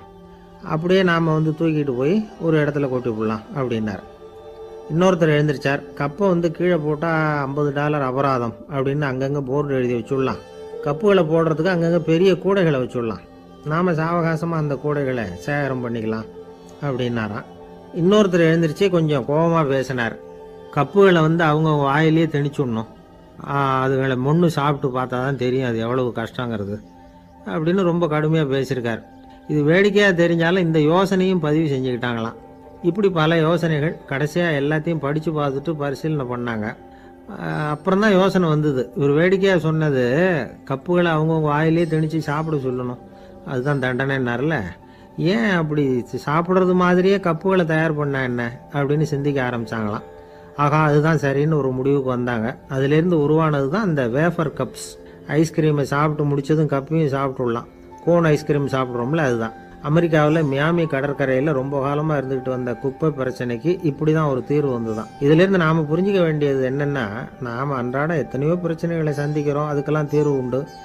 அது எங்கே ஒளிஞ்சிருக்குன்னு கண்டுபிடிக்கணும். அந்த அந்த யோசனையையும் நல்லா தீவிரமாக யோசிக்கணும். யார் என்ன யோசனை சொன்னாலும் அதை அலட்சியப்படுத்தக்கூடாது. அக்கறையோடு கவனிக்கணும், அதை யோசித்து பார்க்கணும். ஒரு அம்மா தன்னோட வீட்டுக்காரரை ஒரு மனநல மருத்துவர்கிட்ட அழைச்சிட்டு வந்தாங்களாம். டாக்டர், இவருக்கு கோன் ஐஸ்கிரீம் பிடிக்கல, பேப்பர் கப்பில் இருக்கிற ஐஸ்கிரீம் தான் வேணும்னு அடம் பிடிக்கிறார் அப்படின்னாங்களாம். அது ஒன்றும் தப்பு இல்லையேன்னாராம் டாக்டர். இதுக்கு அந்த அம்மா சொன்னாங்களாம், இவர் கப்பு ஐஸ்கிரீம் வாங்குறதுல தப்பு இல்லை டாக்டர், பிரச்சனை அது இல்லை. அப்புறம் வேற என்னன்னு கேட்டிருக்காரு. வாங்கினதும் ஐஸ்கிரீமை கீழே கொட்டிவிட்டு அந்த பேப்பர் கப்பை மட்டும் விரும்பி சாப்பிட்றார், அதனால தான் உங்ககிட்ட அழைச்சிட்டு வந்தேன் அப்படின்னாங்களாம். ஒரு நண்பர் வந்தார். ரொம்பவும் இறுக்கமாக உடை அணிஞ்சிருந்தார். அதாவது ஆடைக்குள்ளே அவர் மாட்டிக்கிட்டு இருந்தது மாதிரி தெரிஞ்சது. ஏன் துணி குறைச்சலாக எடுத்துட்டிங்களா அப்படின்னு கேட்டோம். இல்லைங்க, எனக்கு எப்போவுமே இறுக்கமாக உடை அணிகிறது தான் பிடிக்கும் அப்படின்னார். ஒருத்தர் எப்படி உடை அணிகிறார் அப்படிங்கிறத வச்சே அந்த ஆள் எப்படிப்பட்டவர் அப்படிங்கிறத கண்டுபிடிச்சிடலாம். உடை அணிகிற விதம் ஒருத்தருடைய மனநிலையை வெளிப்படுத்துதான். இப்போ இறுக்கமான உடை அணிகிறவங்க பொதுவாக மன நிம்மதி இல்லாதவங்களாக இருப்பாங்களாம், கோபக்காரங்களாக இருப்பாங்களாம். ரொம்ப தொலைதொழப்பாக ஆடை அணிகிறவங்க இருக்கிறாங்கல்ல, அவங்கெல்லாம் அமைதியான ஆளாக இருப்பாங்களாம், சாந்தமாக இருப்பாங்களாம். இவங்கெல்லாம் போராடுறதுக்கு சரியாக வரமாட்டாங்களாம். இப்படி ஒரு கணிப்பு இருக்குது. அதனால தான் போர் வீரர்களுக்கெல்லாம் இறுக்கமான உடையை தான் கொடுக்கறது வழக்கம். ஆனால் சன்னியாசிகளை பாருங்கள், அவங்களுக்கெல்லாம் ரொம்ப தொலை உடைகள் தான். அவங்கெல்லாம் வந்து டைட் பேண்ட் போட்டுக்கிட்டு நிற்க மாட்டாங்க சன்னியாசிகள்லாம். அதே மாதிரி சன்னியாசிகள்லாம் காவி உடையை தேர்ந்தெடுக்கிறதுக்கும் காரணம் உண்டு. பல ஆண்டுகள் சோதனை செஞ்சு பார்த்துட்டு தான் சன்னியாசத்துக்கு காவி தான் சரி அப்படின்னு முடிவு பண்ணியிருக்கிறாங்க. இப்போ பௌதீக விஞ்ஞானப்படியும் அதுதான் சரி. அதாவது சூரிய ஒளியில் வந்து 7 வண்ணங்கள் உண்டு. ஒரு பொருள் மேலே அது விழும்பொழுது அந்த பொருள் நமக்கு சிவப்பாக தெரிஞ்சதுன்னா அந்த பொருள் வந்து சிவப்பை தவிர மற்ற எல்லா நிற கதிர்களையும் உள்வாங்கிக்கிட்டு சிவப்பு நிறத்தை மட்டும் வெளியில் விடுது, அதாவது விலக்கி விடுது. அதனால தான் அந்த பொருள் வந்து சிவப்பாக தெரியுது. உடல் ஆரோக்கியத்துக்கு ஓரளவு சிவப்பு தேவைப்படுது. அதனால தான் காவி உடை அணிஞ்சால் சூரிய ஒளி ஓரளவு சிவப்பை விலக்கிவிடும். அதாவது சிவப்பின் பலனும் கிடைக்கும், இந்த சிவப்பின் கெடுதலும் இல்லை அப்படின்னு யோசனை பண்ணாங்க. காவி வந்து உதய வேளையின் நிறம். கீழ் வானத்தில் கதிர் உதிக்கிற வேளையில் முதல் ஒளி தோன்றுகிற நேரத்தில் காவி நிறம் தான் கசியும். தியானம் செய்கிறப்போ முதல்ல காணக்கூடிய ஒளி காவி நிறம்தான். தியானத்தின் உச்ச நிலையின் நிறம் நீலம். தியானம் வந்து காவி நிறத்தில் ஆரம்பமாகி நீல நிறத்தில் நிறைவடைகிறது அப்படிங்கிறார் ஓஷோ. நீலம் வந்து தியான சிகரம், காவி வந்து தியான ஆரம்ப குறியீடு, ஒரு சன்னியாசியின் ஆரம்ப தரிசனம் அப்படிங்கிறார் அவர். ஒருத்தர் நாள் பூரா காவி உடைய அணிஞ்சிருந்தா அந்த நிறம் வந்து அவருக்கு வந்து தியானத்தை பற்றிய நினைவை வந்து ஊட்டிக்கிட்டே இருக்கும். இப்படியே வந்து ஆடைக்கும் தியானத்துக்கும் இடையில் ஒரு தொடர் ஏற்படுது. ஒரு துறவியின் உள்ளார்ந்த பண்பாக அது மாறுது. கடை வீதியில் ஒரு பொருள் வாங்க போகிறோம், அது மறந்துடக்கூடாதுங்கிறதுக்காக ஞாபகம் முடிச்சு போட்டுக்கிறோம். அந்த முடிச்சுக்கும் பொருளுக்கும் தொடர்பு இல்லை. ஆனால் கடை வீதிக்கு போன உடனே அந்த முடிச்சு வந்து அந்த பொருளை ஞாபகப்படுத்துது. அதாவது அந்த முடிச்சு வந்து ஒரு தொடர்பு அம்சமாக அமையுது. அது மாதிரி தான் காவி உடையும். ஒரு துறவி வந்து நடக்கும் பொழுது, சாப்பிடும் பொழுது, குளிக்கும் பொழுது அவருடைய காவி உடை அவருக்கு வந்து ஞாபகப்படுத்திக்கிட்டே இருக்கும். அது ஒரு நிலைப்படுத்தப்பட்ட நினைவாக ஞாபகம் முடிச்சாக மாறிடுது. காவி ஆடை இல்லைன்னா ஒருத்தரால் துறவியாக முடியாதுன்னு அர்த்தம் இல்லை. அதே நேரத்தில் காவி ஆடையால் ஒன்றும் பிரயோஜனம் இல்லை, அதில் ஒன்றும் அர்த்தம் இல்லை அப்படின்னு சொல்லிட முடியாது. இதுதான் உண்மை. இவ்வளவு தூரம் காவி ஆடையை பற்றி சொல்கிறதுனால எல்லாரும் சன்னியாசியாக போயிடுங்கோ அப்படின்னு நாம் சொல்கிறதாக யாரும் நினச்சிடக்கூடாது. மனசுக்கும் நிறத்துக்கும் உள்ள சம்பந்தத்தை தெரிஞ்சுக்கிறதுக்காக தான் இவ்வளவு. நமக்கு தெரிஞ்ச நண்பர் ஒருத்தர் இருக்கிறார், ஆஃபீஸில் வேலை பார்க்குறவர். ஒவ்வொரு மாதமும் 20ஆம் தேதிக்கு பிறகு அவரை போய் பார்த்தீங்கன்னா காவி உடை அணிஞ்சிக்கிட்டு, கண்ணை மூடிக்கிட்டு, கை ரெண்டையும் விரித்து வச்சுக்கிட்டு தியானத்திலே உட்காந்துருப்பார். ஏன் இப்படி பண்ணுறீங்கன்னு கேட்டேன். அதாவது 20ஆம் தேதிக்கு பிறகு என் கையில் ஒரு பைசா கூட கிடையாது, ஒரு சன்னியாசி லெவலில் இருக்கிறேன், என்கிட்ட எதுவும் செலவுக்கு கேட்காத அப்படின்னு என் மனைவிக்கு நாசூக்காக உணர்த்துறதுக்காக அப்படி உட்காந்துருப்பேன் அப்படின்னு விளக்கம் கொடுக்குறார். என்னுடைய இதயம் ரொம்ப விசாலமானது சார் அப்படின்னார் ஒருத்தர். அப்படிங்களான்னு ரொம்ப மரியாதையா, ஆமாங்க டாக்டர் அப்படி தான் சொல்கிறார், கொஞ்சம் வீங்கி போய் பெருசாக இருக்குதான் அப்படின்னார். இப்பெல்லாம் நம்ம ஊரில் மாமியார் மருமகள் ஒருத்தர் நல்லா புரிஞ்சுக்கிட்டு நல்ல விதமாக தான் இருக்கிறாங்க பல இடத்துல. அதனால் நான் இப்போ சொல்ல போகிற கதையை கேட்டுவிட்டு இந்த காலத்தில் அவ்வளவு மோசமாக யார் சார் நடந்துக்கிறாங்க அப்படின்னு கேட்டு யாரும் சண்டைக்கு வரக்கூடாது. இன்னொரு உண்மையையும் சொல்லிவிடுறேன். அதாவது இந்த கதையை நமக்கு எழுதி அனுப்பி இருக்கிறதே கொஞ்ச நாளில் மருமகளாகவும் அதுக்கப்புறம் கொஞ்ச காலத்தில் மாமியாராகவும் ஆக போகிற ஒரு நேயர் தான். சரி, இந்த கதைக்கு வருவோம். அதாவது ஒரு சின்ன குடும்பம், அந்த வீட்டில் மாமியார் ஆட்சி, அவங்க வச்சது தான் சட்டம். பிள்ளையாண்டான் எப்படின்னா அம்மா சொல்கிறதையும் கேட்டுக்குவான், மனைவி சொல்கிறதையும் கேட்டுக்குவான், நமக்கு என்னத்துக்கு வம்புங்கிற டைப். மருமகள் பேரில் குறை கண்டுபிடிக்கிறதுலேயே அந்த மாமியாருக்கு ஒரு சுவாரஸ்யம். சின்ன சின்ன விஷயத்துலலாம் குத்தம் கண்டுபிடிச்சிக்கிட்டே இருக்கிறாங்க. பொதுவாக எல்லாரும் எப்படின்னா ஏதாவது ஒரு காரணத்துக்காக சண்டை போட்டுக்கிட்டு இருப்பாங்க. அந்த அம்மா எப்படின்னா ஏதாவது ஒரு சண்டையை போடுறதுக்காக காரணத்தை தேடிக்கிட்டு இருப்பாங்க. அப்படி ஒரு மனசு. அந்த மருமக பொண்ணு பாவம் பயந்து பயந்து ஒவ்வொரு காரியமும் செஞ்சுக்கிட்டு வந்தது. இப்படியே பல வருஷம் ஓடி போட்டுது. அந்த மாமியாருக்கும் ரொம்ப வயசாகிட்டுது. இருந்தாலும் அந்த பழைய சுபாவம் மட்டும் மாறவே இல்லை. திடீர்னு ஒரு நாள் பக்கவாதம் வந்து அந்த அம்மாவுக்கு ஒரு பக்கம் கை கால் இழுத்துக்கிட்டுது, வாய் சுத்தமாக பேச முடியாமல் போயிட்டுது, சத்தம் மட்டும் வரும். ஒரு பக்கத்து கை காலை அசைக்க முடியும், பேசுறதெல்லாம் கையால் தான், அதாவது கை சைகையால். இப்படிப்பட்ட நிலைமையில கூட அந்த பொண்ணு தண்ணியோ பாலோ இவங்க எதிரில் கொண்டாந்து வச்சா அதை வேணும்னே தட்டி விட்டுட்டு ஒம்பு வளர்க்குறது. அதுக்கப்புறம் அந்த பொண்ணு தரையை சுத்தப்படுத்தும்ல, அதை பார்த்து ரசிக்கிறது. இருந்தாலும் அந்த பொண்ணு இதையெல்லாம் பெருசுப்படுத்தாமல் ரொம்ப பொறுமையாக தான் இருந்தது. ஒரு நாள் வீட்டில் வச்சுருந்த பாலை பூனை குடிச்சிட்டு போயிட்டுது. வயசான காலத்தில் இந்த அம்மா பால் இல்லாமல் கஷ்டப்படுவாங்களே அப்படின்னு நினச்சி பக்கத்து வீட்டில் போய் கொஞ்சம் பால் வாங்கிட்டு காய்ச்சி மாமியார் முன்னாடி கொண்டாந்து வச்சுது அந்த பொண்ணு. வழக்கம் போல் அந்த அம்மா பாலை தட்டி விட்டுட்டாங்க. இதை அந்த மருமக பொண்ணு கவனிச்சுட்டுது. இவ்வளவு நாள் பொறுமையாக இருந்த இந்த மருமகளுக்கு இன்னைக்கு இதை பார்த்து தான் அசாத்திய கோபம் வந்துட்டுது. கதவுக்கு பக்கத்தில் சாத்தி வச்சுருந்த உலக்கையை எடுத்து மாமியார் தலையில் போட, அது குறி தவறி கழுத்தில் பட, அந்த அம்மா கழுத்தை பிடிச்சிக்கிட்டு ஊன்னு கத்த, இந்த பொண்ணு ஒன்றும் அலட்டிக்காமல் உலக்கையை எடுத்து மறுபடியும் கதவு பக்கம் சாத்தி வச்சுட்டு அது பாட்டுக்கு நடந்து போயிட்டுது. இருந்தாலும் மனசுக்குள்ளே லேசாக ஒரு பயம். கணவன் வீட்டுக்கு வந்ததும் என்ன விஷயம்னு கேட்டால் எப்படி சமாளிக்கிறது? அன்னைக்குன்னு பார்த்து ரொம்ப நேரம் கழித்து வீடு வந்து சேர்ந்தான் கணவன். உடனே அந்த அம்மா புகார் பண்ண ஆரம்பிச்சுட்டுது. பேச்சு தான் வராத, அதனால் ஒரு பக்கத்து கையால் சைகை காட்டுது. கதவுக்கு பக்கத்தில் இருந்த உலக்க பக்கமாக கையை நீட்டி காட்டி, அப்படியே அந்த கையை தன் கழுத்துக்கு பின்பக்கமாக சுற்றி காட்டி, நாக்கை வெளியில் நீட்டி நடந்த விஷயத்தை புரிய வைக்கிறதுக்கு முயற்சி பண்ணுது. இவனுக்கு ஒன்றும் புரியல, என்ன சொல்கிறாங்க அம்மா அப்படின்னு மனைவிகிட்ட கேட்குறான். அதுக்கு அந்த பொண்ணு ரொம்ப புத்திசாலித்தனமா, என்னங்க உங்கள் அம்மா சொல்கிறது உங்களுக்கு இன்னும் புரியலையா? அவங்க உங்களை பார்த்து என்ன சொல்கிறாங்கன்னா, ஏண்டா உலக்க மாதிரி நிற்கிற, சாக போகிற எனக்கு சங்கிலி எதுக்கு, என் கழுத்தில் கிடக்கிற இந்த சங்கிலியை கழட்டி என் மருமக கழுத்தில் போடுறா அப்படின்னு சொல்கிறாங்க அப்படின்னு தான். ஓ அப்படியா விஷயம்னு சொல்லி அம்மா கழுத்தில் இருந்த சங்கிலியை எடுத்து மனைவி கழுத்தில் போட்டுட்டு, அம்மா உன் விருப்பப்படியே போட்டாச்சு, இனிமேலாவது நிம்மதியாக படுத்து தூங்கு அப்படின்னு சொல்லிவிட்டு உள்ளே போயிட்டான். பார்த்தீங்களா கதையை? அதனால தான் மாமியார்கள் சைகை காட்டுறதுன்னா கூட இனிமேல் ஜாக்கிரதையாக இருக்கணும். ஆஃபீஸில் வேலை பார்க்குற ஒருத்தர் வந்தார். பேசாமல் ஒரு 10 நாள் லீவு போட்டுடலாமா பார்க்குறேன் அப்படின்னார். ஏன்னு கேட்டோம். என்னுடைய மேலதிகாரி ஒரு முசுடு சார், அவர்கிட்ட வேலை பார்க்குறது ரொம்ப கஷ்டமாக இருக்குது அப்படின்னார். ஆஃபீஸில் வேலை பார்க்குறவங்கெல்லாம் ஒரு விஷயத்தை நல்லா ஞாபகத்தில் வச்சுக்கணும். மேலதிகாரிங்கிறவர் ஒரு பெரிய மகான் இல்லை, அவரும் ஒரு மானிட பிறவி தான். சராசரி மனுஷனுக்குள்ள பலம் பலவீனம் ரெண்டும் அவருக்கும் உண்டு. அதனால் அவரை கொஞ்சம் அனுசரித்து போகிறதுக்கு பழகிறது தான் நல்லது. மேலதிகாரிகளில் பல வகை உண்டு, அதில் முக்கியமாக 3 வகை. அதில் ஒரு வகை எப்படி தெரியுமா?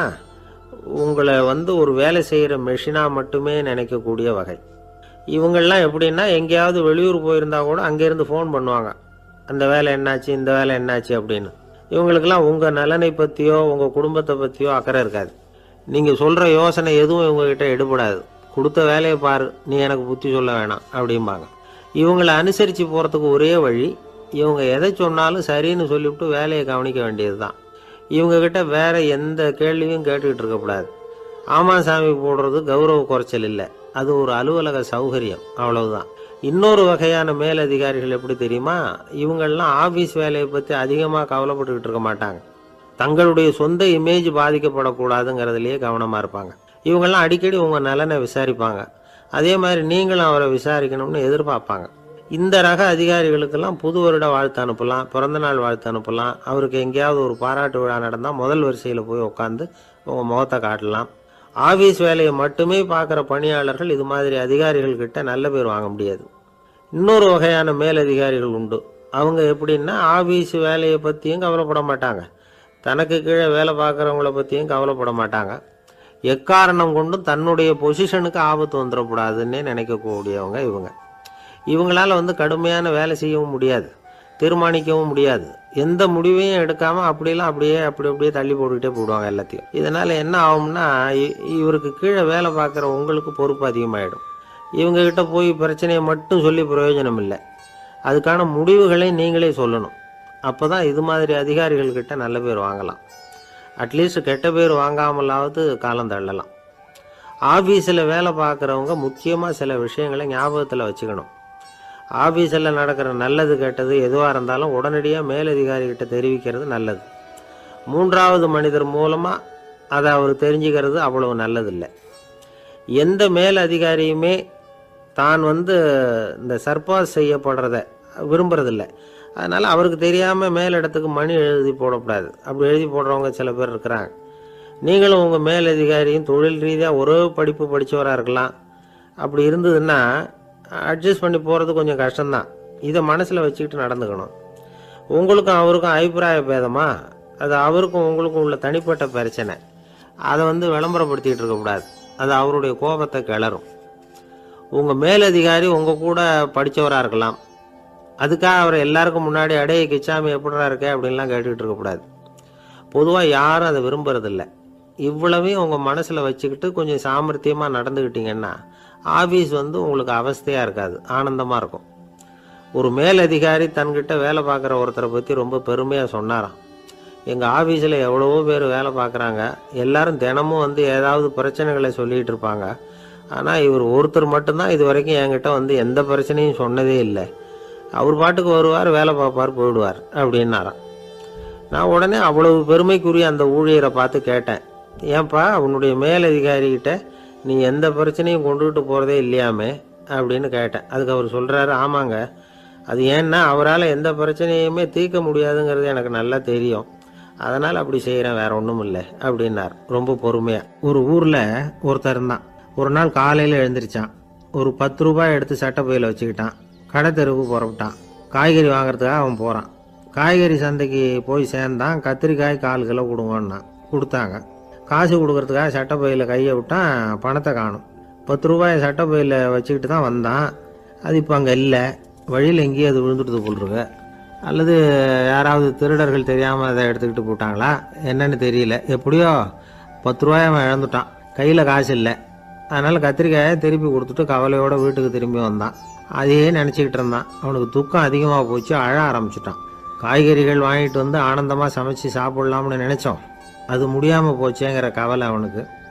அதனால் அதை மறக்கவே முடியல. இது நடந்து கொஞ்ச நாள் ஆச்சு. அதே மனுஷன் இன்னொரு நாள் அதே மாதிரி புறப்பட்டான். பணத்தை எடுத்து பையில் வச்சுக்கிட்டான். காய்கறி சந்தையை நோக்கி போய்கிட்டு இருக்கிறான். இப்போ வழியில் ஒரு ஏழை பையனை பார்த்தான். தம்பி எங்கே போகிற அப்படின்னு கேட்டான். ஐயா பள்ளிக்கூடத்துக்கு போய்கிட்டு இருக்கிறேன்னா அவன். சரி, அதுக்கே எவ்வளவு கவலையோடு போய்கிட்டுருக்கிற அப்படின்னு விசாரித்தான் அவன். ஐயா நான் ரொம்ப ஏழை, வீட்டில் வசதி இல்லை, பரீட்சைக்கு பணம் கட்டணும், இன்றைக்கி கடைசி நாள், என்ன செய்கிறதுன்னு தெரியலன்னா. இவன் பார்த்தான். தாங்கிட்ட இருக்கிற பணத்தை எடுத்து அந்த பையன்கிட்ட கொடுத்தான். இதை வச்சுக்கோ, உடனே பணத்தை கட்டு, நல்லா படி, பரீட்சை எழுது அப்படின்னு சொல்லிவிட்டு திரும்பி வந்துட்டான். வெறுங்கையோடு திரும்பி வந்தும் வீட்டில் கேட்குறாங்க, எங்கே காய்கறின்னு வழக்கம் போல் கேட்டாங்க. இவன் நடந்ததை சொன்னான். இப்போ வீட்டில் இருந்தவங்க அவங்ககிட்ட ஒரு கேள்வி கேட்டாங்க. ஏங்க இதே மாதிரி முன்னாடி ஒரு தடவை காய்கறி வாங்க போய் வெறுங்கையோடு திரும்பி வந்தீங்க, இப்போவும் வெறுங்கையோடு தான் திரும்பி வந்திருக்கிறீங்க.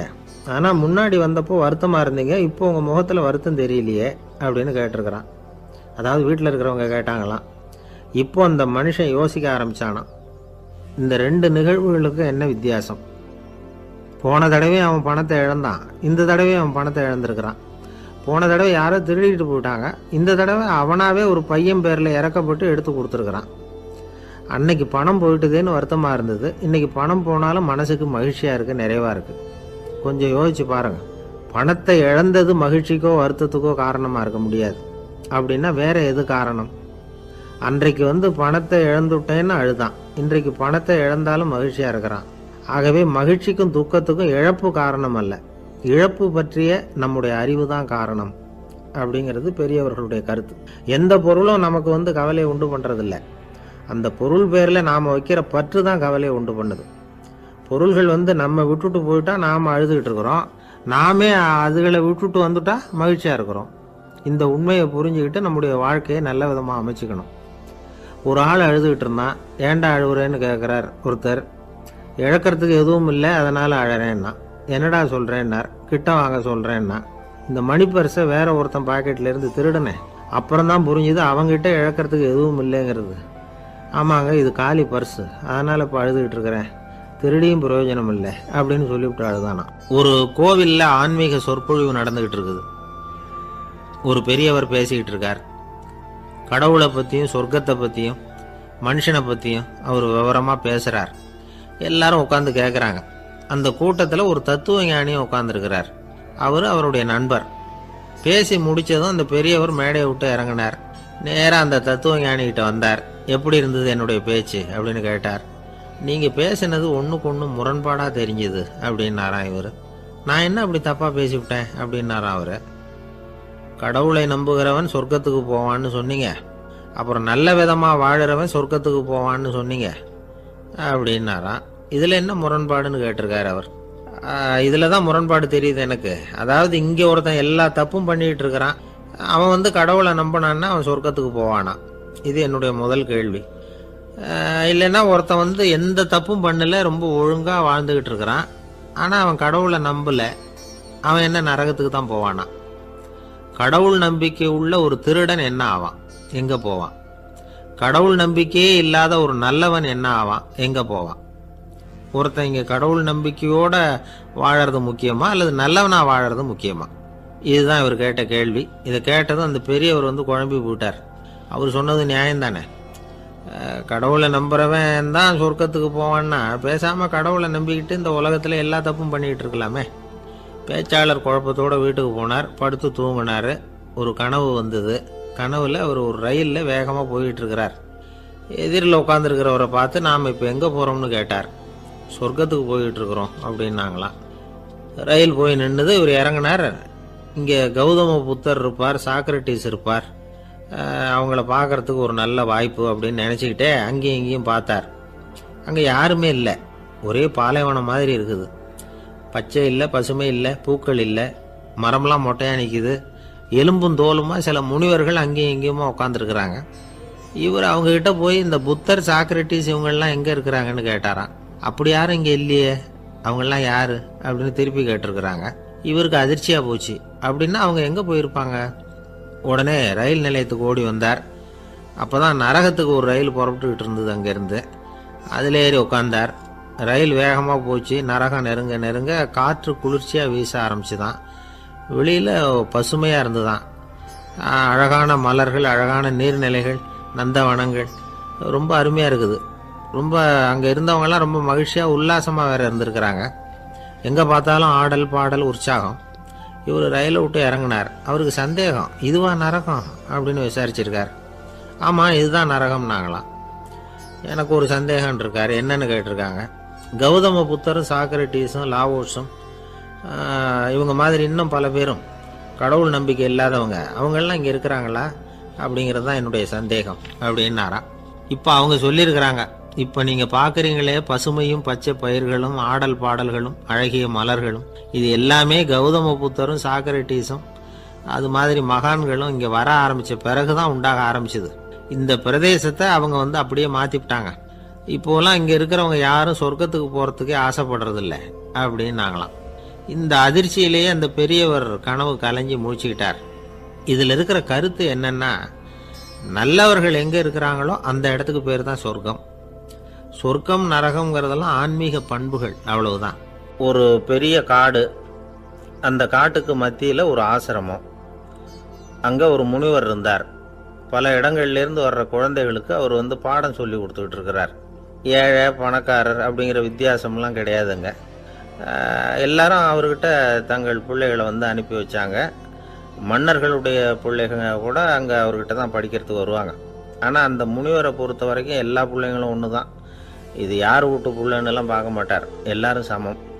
மாணவர்கள்லாம் அங்கேயே மாத கணக்கில் வருஷ கணக்கில் தங்கியிருந்து பாடம் கற்றுக்கிட்டு போகிறது வழக்கம். அவராக பார்த்து போகணுன்னு சொல்கிற வரைக்கும் அங்கேயே இருக்கணும், படிக்கணும். குருகுல வாசம். ஒரு சமயம் ஒரு ராஜகுமாரனும் அவர்கிட்ட படிச்சுக்கிட்டு இருந்தான். அவனுக்கு ஒரு 15 வயசு இருக்கும். சில வருஷம் கழித்து அந்த முனிவர் தன்கிட்ட இருக்கிற மாணவர்களுக்கெல்லாம் பரீட்சை வச்சார். அவங்களுடைய அறிவு முதிர்ச்சியை கணிக்கிறதுக்காக பல சோதனைகள்லாம் வச்சார். ஒவ்வொருத்தராக பார்த்து, இனிமேல் நீங்கள் உங்கள் வீட்டுக்கு போகலாம் அப்படின்னு சொல்லி அனுப்பி வச்சுக்கிட்டு இருக்கிறார். எல்லாரும் போயிட்டாங்க. கடைசியாக மிஞ்சி இருந்தது ஒரே ஒரு மாணவன். அவனை மட்டும் வீட்டுக்கு அனுப்பலை. யார் அந்த பையன் தெரியுமா? அவன்தான் அந்த ராஜகுமாரன். ராஜகுமாரனுடைய தந்தைக்கு, அதுதான் இந்த ராஜாவுக்கு, அங்கே வயசு ஏறிக்கிட்டே போகுது. என்ன இது, படிக்க போன பையன் இன்னும் திரும்பி வரலையே அப்படின்னு நினச்சார். வந்துட்டா சீக்கிரமாக அவனுக்கு பட்டம் கட்டிவிட்டு நாம் விலகிக்கலாமே அப்படின்னு நினச்சார். கல்யாணம் வேறு பண்ணி பார்க்கணும் பையனுக்கு. ஆனால் பையன் வர்ற வழியை காணும். ராஜா பார்த்தார். சரி, நேர்லேயே போய் என்னன்னு தெரிஞ்சிட்டு வந்துடுவோம் அப்படின்னு காட்டுக்கு புறப்பட்டார். அங்கே போய் முனிவரை பார்த்தார். முனிவர் இவரை அன்பாக வரவேற்று உட்கார வச்சார். அதுக்கப்புறம் ராஜா மெதுவா, எல்லாரையும் வீட்டுக்கு அனுப்பி வச்சுட்டிங்களாமே, ஏன் பிள்ளைய மட்டும் அப்படின்னு சொல்லி மெதுவாக இழுத்தார். முனிவர் இதுக்கு உடனே பதில் சொல்லலை. ராஜாவை கூப்பிட்டுட்டு போய் விருந்தினர் குடிசையில் தங்க வச்சார். அதுக்கப்புறம் சொன்னார், உங்கள் மகன் எல்லா பாடங்கள்லேயும் முதல் இடம் வாங்கியிருக்கான். இப்படி முதலாவதாக வர்ற மாணவனுக்கு நாங்கள் இன்னொரு தேர்வு வைக்கிறது வழக்கம். அதுலேயும் அவன் முதலாவதாக வந்துட்டான்னா அவன் ஒரு பெரிய வித்வான் அப்படிங்கிற கௌரவத்தை அடைஞ்சிருவான் அப்படின்னார். அதாவது முனிவர் அப்படி சொல்கிறார். அப்படி சொல்லிவிட்டு போயிட்டார். அவர் ராஜா அங்கேயே தங்கிட்டார். ராத்திரி படுத்து தூங்கினார். காலையில் எழுந்திரிச்சு அந்த குடிசைக்கு வெளியில் வந்தார் பல்லு விளக்கிறதுக்காக. அந்த சமயத்தில் தூரத்தில் ஒருத்தன் ஒரு கையில் கோடாலியை வச்சுக்கிட்டு தலையில் ஒரு பெரிய விறகு கட்டை சுமந்துக்கிட்டு வந்துக்கிட்டு இருக்கிறது மாதிரி தெரிஞ்சுது. யாராவது விறகு வெட்டியாக இருக்கும் அப்படின்னு நினச்சார் ராஜா. கிட்ட வந்ததும் உத்து பார்க்குறாரு. பார்த்தா அது தன்னோட புள்ள. திகைச்சு போயிட்டார். என்ன இது, ஒரு ராஜகுமாரனை கூட இது மாதிரி வேலையெல்லாம் செய்ய சொல்கிறாங்களே அப்படின்னு நினச்சார். ராஜகுமாரன் விறகு கட்டை கொண்டுகிட்டு போய் கொல்லை பக்கம் வச்சான். அந்த சமயம் முனிவர் அங்கே வந்தார். என்ன மகனே, விறகு வெட்டிட்டு வந்துட்டியா? சரி, இப்போ ஒரு துடைப்பத்தை எடுத்துக்கோ, விருந்தினர் குடிசையின் வாசல் பக்கத்தை கூட்டி பெருக்கி சுத்தம் பண்ணு போ அப்படின்னார். அப்படியே செய்கிறேன் குருவே அப்படின்னு சொல்லிவிட்டு போனான். சுத்தம் பண்ண ஆரம்பிச்சிட்டான். ராஜா பார்த்தார் இதை. உடனே ஓடியாந்தார். மகனே, என்ன காரியம் பண்ணுற? துடப்பத்தை கீழே போடுனார். இப்போ அந்த ராஜகுமாரன் சொல்கிறான், தந்தையே, இது என்னுடைய குருதேவரோட உத்தரவு. இங்கே நான் ஒரு மாணவன். இங்கே அரசனும் ஒன்று தான், ஆண்டியும் ஒன்று தான். குருதேவர் சொல்கிறத மறுக்காமல் செய்கிறது தான் எங்கள் கடமை அப்படின்னா. இந்த சமயம் முனிவர் அங்கே வந்தார். இவனை முதுகில் தட்டி கொடுத்தார். அப்புறம் ராஜா கிட்ட சொன்னார், அரசே, உங்கள் புள்ள எங்கள் கடைசி தேர்வுலையும் வெற்றி பெற்றுட்டான். பணிவு தான் மாணவர்களின் மிக உயர்ந்த குணம். குருநாதர் சொல்றது மனசுக்கு பிடிக்கலன்னா கூட மறுக்காம செய்யணும். அப்படி செய்யறதுனால எதை செய்யலாம் எதை செய்யக்கூடாது அப்படிங்கிற விவேகம் அவங்களுக்கு வந்துடும். செய்யக்கூடாததை கூட பெரியவங்க சொல்லிவிட்டா செஞ்சுதான் ஆகணும் அப்படிங்கிற பணிவு அவங்களுக்கு வந்துடும். இந்த குணம் வந்துட்டுதுன்னா அவங்க எத்தனை கடினமான வேலையாக இருந்தால் கூட ரொம்ப சுலபமாக செஞ்சு முடிச்சிருவாங்க. தூக்கத்திலேயும் அப்புறம் துக்கத்திலேயும் தோண்டு போட மாட்டாங்க. இந்த பணிவும் விவேகமும் அவங்கக்கிட்ட மன உறுதியை ஏற்படுத்தும். அந்த உறுதி உங்கள் பையனுக்கு வந்தாச்சு. இனிமேல் அவனை நீங்கள் அழைச்சிட்டு போகலாம். அவன் நிச்சயமாக பேரும் புகழும் பெறுவான் அப்படின்னார். ராஜா அவரை பார்த்து, குருதேவா, புரிஞ்சுக்கிட்டேன், என்னை மன்னிக்கணும் அப்படின்னாரு. அதுக்கப்புறம் மகனை அழைச்சிக்கிட்டு நாட்டுக்கு திரும்பி வந்துட்டார். இந்த கதையை இன்று ஒரு தகவலில் சொல்லுங்கள் சார், உங்கள் நிகழ்ச்சியில் சொல்லுங்கள் சார் அப்படின்னு சொல்லி மாணவர்கள் கேட்டால் பணிவாக இருக்கிறது எப்படி அப்படிங்கிறத புரிஞ்சுக்குவாங்க அப்படின்னு சொன்னார் ஒருத்தர். சரி சொல்லுவோம், அதுக்கு முன்னாடி நேர்லேயே ஒரு பையன்கிட்ட சொல்லி பார்க்கலாமே அப்படின்னு தோணுச்சு. உடனே ஒரு பையனை கூப்பிட்டோம். ஏன்பா, உங்கள் வாத்தியார் உனக்கு இது மாதிரி ஒரு பரீட்சை வச்சா என்ன பண்ணுவேன் அப்படின்னு கேட்டோம். நானும் அப்படி தான் சார் நடந்துக்குவேன்.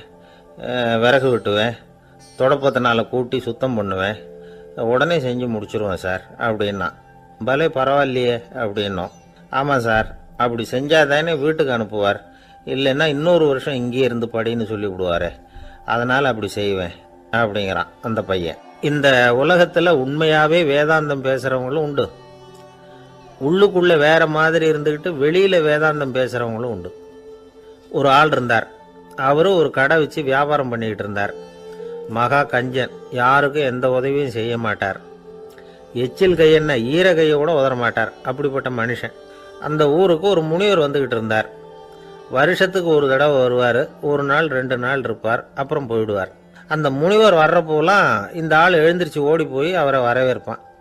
ரொம்ப பெரிய வேதாந்தி மாதிரி அவர்கிட்ட பேசிக்கிட்டு இருப்பான். காயமே இது பொய், வெறும் காற்றடைத்த பையும்மா, தர்மம் தலைகாக்கும்மா. பணம் என்ன சார் பணம், இன்னைக்கு ஒருத்தன் கையில் இருக்கும், நாளைக்கு ஒருத்தன் கையில் இருக்கும், எல்லாம் மாயம். எனக்கு தான் இன்னமும் இந்த சம்சார பந்தத்திலிருந்து விடுபடுறதுக்கு நேரம் வரலேம்மா. அந்த முனிவரும் இந்த ஆள் இப்படி சொல்கிறத கேட்ட உடனே, ஏப்பா அப்படி சொல்கிற, இப்போ கூட நீ சரின்னு சொல்லு, உனக்கு தீட்சை கொடுத்து இதிலேருந்து விடுபடுற ஞானத்தை போதிக்கிறேன் பார். உடனே அந்த ஆள் என்ன சொல்லுவான் தெரியுமா? ஐயோ சாமி, இப்போ அது எப்படிங்க முடியும், பிள்ளைங்கள்லாம் சின்ன சிறுசுங்க, அதுகளுக்கெல்லாம் ஒரு கல்யாணம் காட்சின்னு செஞ்சு கடமையை முடிச்சுட்டா நீங்கள் சொல்கிறபடி செஞ்சு விடலாமா. சரி, இன்னும் முனிவர் போயிடுவார். அடுத்த வருஷம் வருவார். இவன் வழக்கம் போல் வேதாந்தம் பேசுவான். சரி, தீட்சை கொடுக்குறேன் வா அம்பார். பேரம்பேத்தியை பார்க்கணும், கோர்ட்டில் கேஸ் ஒன்று இருக்குது, அது முடியணும் அப்படின்னு தயங்க ஆரம்பிச்சிருவான். எல்லாம் சொல்லுவான், ஆனால் குடிக்கிறதுக்கு தண்ணி கூட கொடுக்க மாட்டான். ரொம்ப வருஷம் கழித்து மறுபடியும் ஒரு நாள் அந்த ஊருக்கு முனிவர் வந்தார். இவன் கடைக்கும் வந்தார். அப்புறம் அங்கே கல்லாவில் நம்ம ஆள் இல்லை. அவன் புள்ள தான் உட்காந்துருக்கிறான். அப்பாவை போலவே புள்ளையும் எழுந்திரிச்சு ஓடியாந்து முனிவரை வரவேற்றான். அப்பா எங்கேன்னு விசாரிச்சார் முனிவர். ஐயோ, அதை ஏன் கேட்குறீங்க சாமி? உங்ககிட்ட தீட்சை வாங்கி இந்த சம்சார பந்தத்திலேருந்து விடுதலை பெறணும்னு சொல்லிக்கிட்டே இருப்பார். அது நிறைவேறாமலே போய் சேர்ந்துட்டார். போன மாதம் ஒரு நாள் திடீர்னு நெஞ்சு வலிக்குதுன்னார். அவ்வளோதான், போட்டுன்னு போயிட்டார் அப்படின்னு புலம்புனான் பையன். இதை கேட்டதும் முனிவர் சிரிச்சாரான். அவன் எங்கடா போவான்? உன் அப்பா எங்கேயும் போகல, இதோ வாழை ஆட்டிக்கிட்டு உன் காலடியிலே இருந்துக்கிட்டு இருக்கான் பார் அப்படின்னு சொல்லி அங்கே நின்றுக்கிட்டு இருந்த ஒரு நாயை சுட்டி காட்டினாரான். என்ன சாமி சொல்கிறீங்க அப்படின்னு ஆச்சரியமாக கேட்டிருக்கான் பையன். உடனே முனிவர் அந்த நாயோட தலையில் ஒரு தட்டு தட்டி பேசுகிறா அப்படின்னாரான். உடனே அந்த நாய் வேதாந்தம் பேச ஆரம்பிச்சுட்டு தான். காயமே இது போய் வெறும் காற்றடைத்த பைய அப்படின்னு தான். முனிவர் சொன்னார், அடே இப்போவும் ஒன்றும் கெட்டு போகல, நீ விரும்புனா சொல்லு, உனக்கு தீட்சை கொடுத்து என் பின்னாடியே அழைச்சிட்டு போயிடுறேன், அங்கே அழைச்சிட்டு போய் உனக்கு ஞானத்தை போதிக்கிறேன், வர்றியா அப்படின்னு கேட்டிருக்காரு. உடனே அந்த நாய் சொல்லிச்சான், ஐயோ அதை ஏன் கேட்குறீங்க சாமி, நான் உண்ணாமல் தின்னாமல் ஏராளமான சொத்து சேர்த்து வச்சுட்டேன். என் பிள்ளைங்க அதோட பெருமை தெரியாமல் ராத்திரி நேரம்லாம் கதவை திறந்து போட்டுட்டு தூங்கிடுவாங்க. அதனால் இப்படி நாயாக பிறந்து ராத்திரி பகலாக சுற்றி சுற்றி காவல் காத்துக்கிட்டு கிடக்கிறேன். இப்போ எப்படி சாமி வர முடியும் அப்படின்னு கேட்டுதான். அறியாமையிலேயே சுகம் கண்டு இப்படி இருக்கிற ஆளுங்களுக்கு எப்படி விடுதலை கிடைக்கும், எப்போ விடுதலை கிடைக்கும் அப்படின்னு கேட்குறார் தசாவதானி, திருக்குறள் பேர் ராமையா. அவர் கேட்குறது நியாயம் தானே. இந்த காலத்து பையன் ஒருத்தன் அப்பா கிட்ட சொன்னான், அப்பா இன்னைக்கு நான் 1 ரூபா மிச்சப்படுத்தி விட்டேன் அப்படின்னு.